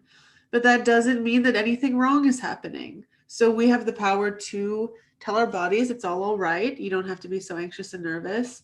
I'm learning a great lesson right now, and you have helped me move through this Lionsgate even better now that you brought that back up. Because I was wondering how I was going to get a handle on this anxiety that I am very presently experiencing with all of this. So this was the quote. We posted it on May 12th on the Temple Beautiful Instagram. And this was from Conversations with Ra. And he says, this nervous energy of anxiety is the byproduct of these new energies and activations that are upgrading the collective. It is simply the energy of the new coming into your body. Allow it to flow. Do not suppress it. Wise words, Ra. Wise words. And I'm sure that he was the one who was like, remember, I said this. I told you girls about this. Don't forget it. So those are really great questions you guys are asking. Thank you so much for bringing them forward. This is really what we enjoy is answering your questions and being able to talk with you guys and how you view things, how we view things, how you're experiencing stuff, how we're experiencing stuff. And because, you know, everybody has their own thought process and way of handling things. And all we can do is give you our experiences to help you figure out what is best for you. And if something we say doesn't resonate, just let it go and just take the things that do resonate and make it yours. So that is that. I don't have any other notes. So unless you guys have any other questions, I have a feeling that coming up at some point, Nefertiti is going to have a lot to say. I don't know why I'm feeling that, but I don't know if she's like just put that in my brain pattern, because I was like thinking, okay, well, we're gonna like wrap this up, and then all of a sudden I felt her energy, and I heard her say something like, soon, I have so much I want to say, or something like that. I know. I feel like she's got all her guns holstered and she's ready to go now. Oh, you know, I don't know who it was. A Jody. Someone said that we should channel Marilyn Monroe. And I think that that's a great suggestion. And a couple nights after that was suggested, I went to bed and I was checking who was in my room, and Marilyn Monroe was in my room. And I was like, oh, okay, what are you doing here? And she's like, I just want to chit chat. And I was like, really? Like, you just want to chit chat? Like, she couldn't have said that if I didn't say, hey, what are you doing? Like, if I didn't recognize her. But she's like, yeah, I just want to chit chat. And I was like, oh, you know, there's some people who want us to channel you for a Raw Wednesdays with Raw. And she's like, yeah, I would be up for that. And so she's just talking to me and she's telling me about her life. And she's like, what do you think about this? Like, what are your opinions? We probably talked for like 3-4 hours human time. So, and then, but because it was nighttime and I was laying there and I was still conscious of the 3D while we were talking. But because I was like telepathically talking with her, I don't think her energy, I'm not sure exactly how it went. I think I was telepathically talking with her. I was like, you know, I was thinking I should really write some of this stuff down, but like it was just gone. So I had so what that's telling me then is that the subconscious, because I was in the channeling state with her and we were talking back and forth, it didn't transfer over into my conscious mind. And I didn't catch it in time to like physically transfer it over into my conscious mind to be able to remember all of it. But it was really fun. And she's very personable. She's very sweet. She's very intelligent. And I really like that she wanted to have discussions back and forth about like what she thought on something and then what I thought on something. And it was just a really nice experience. And so at some point we will definitely bring her in and have a conversation with her. I think she's excited to do that. So yeah. I can't wait to hear you in particular channel her, because I know that you do a great Marilyn Monroe impression. Yeah, I don't know if I'm gonna be able to do her voice though. That'd be really funny. That'd be really funny if I could do that, if I could be out and just do that voice thing the whole time. That I would be very proud of myself if I was able to do that. But I'm sure we can definitely bring her through though. And at some point, I don't know, I feel like at some point, if there was questions, Freddie might want to come through or just talk. He might just want to just talk on something like a specific topic. Not that there's questions, but yeah, he wants to talk. Yeah. I'll bring him through. He's like jumping up and down. Seriously? Oh my goodness. Does he mean tonight or does he mean later? Like Oh, probably not tonight. But he's very excited when he's saying I can't wait for the time that comes where I get to take the stage again. So I think that probably means that somebody gets to channel him. I don't know how many people channel Freddie Mercury. Maybe he doesn't get to talk that much. I don't think so. Well, the way it kind of sounds to me is that I don't know him. I don't personally know. I feel like I personally know Michael. I don't personally know Freddie. But I feel like from our experiences with him and what's the stuff you've told me with your experiences with him, he seems like a very private person. So unless he was like on stage or had something specific to say, he might not just want to come forward to just come forward. Does that make sense? Yeah, it does make sense. I get the sense that he's like Michael in the way where if he can come forward and share his experiences and shed a little light for everybody and spread some love around, then that's what he's really excited to do. Yeah. I just saw both of them do like a high five. Like, yeah, we got this. We got this. So it's very interesting that we're talking about like the beings that want to come forward. It's almost like it's nice to know that there's a lineup of beings that are excited about Wednesdays with Ra that want to come forward. Yeah. You know what I mean? Because that is really cool. And if you guys have any ones you want to add to the lineup, please send them out and we will see if they would want to talk through us. Yes, I think that's well said. And while we can't guarantee, we definitely will ask. And I'm always curious what you guys come up with, because when we go through people in our room, people's in our room and people's hanging out, there are people that we have to actually look up because we don't know who they are. And then when we look up, more and more lately. Yes. Yep. And then when we look them up, and then we get to learn about a new person, or yeah. So, okay. I think, should we leave with the closing blessing then? If there's no other questions, if there are questions, quickly put them in the chat. Otherwise, we're gonna head out with a blessing. So, sounds good. Do you want me to go first, or do you want to go first? Should Maggie go first, or should I go first? I'm gonna go first. All right. All right.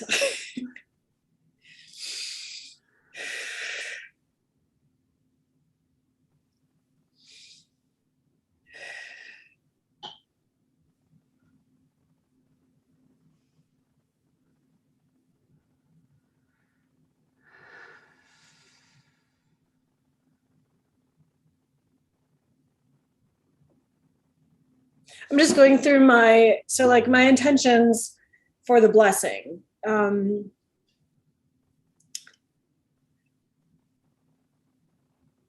Kiti yes kata kukuluk ni nia kata la ushopoto ia kuponot ia le ijik na matiasa walia poto hies kata na hanale ite kata muhuko pele inimi wata yiti da akumo olo ia wayata ya kata ashak iana mo lo iota dia waskata na mia pohoto ya poko na ala ia lala lupu shukotona ni askata ala hanat ia pokolo pote ia pota kala apoya skatariana kata apia lahat.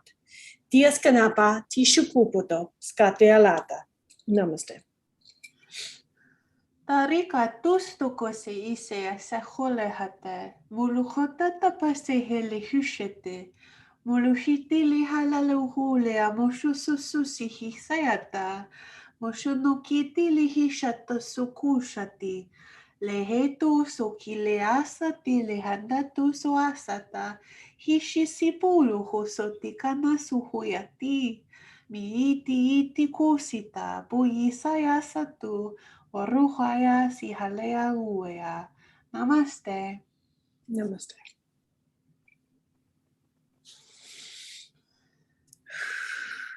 Ooh, Aurora says Princess Diana. That's so interesting. We were just talking about her yesterday, right? She's been on our list too. Yes, yes. I think Princess Diana would be amazing to hear from.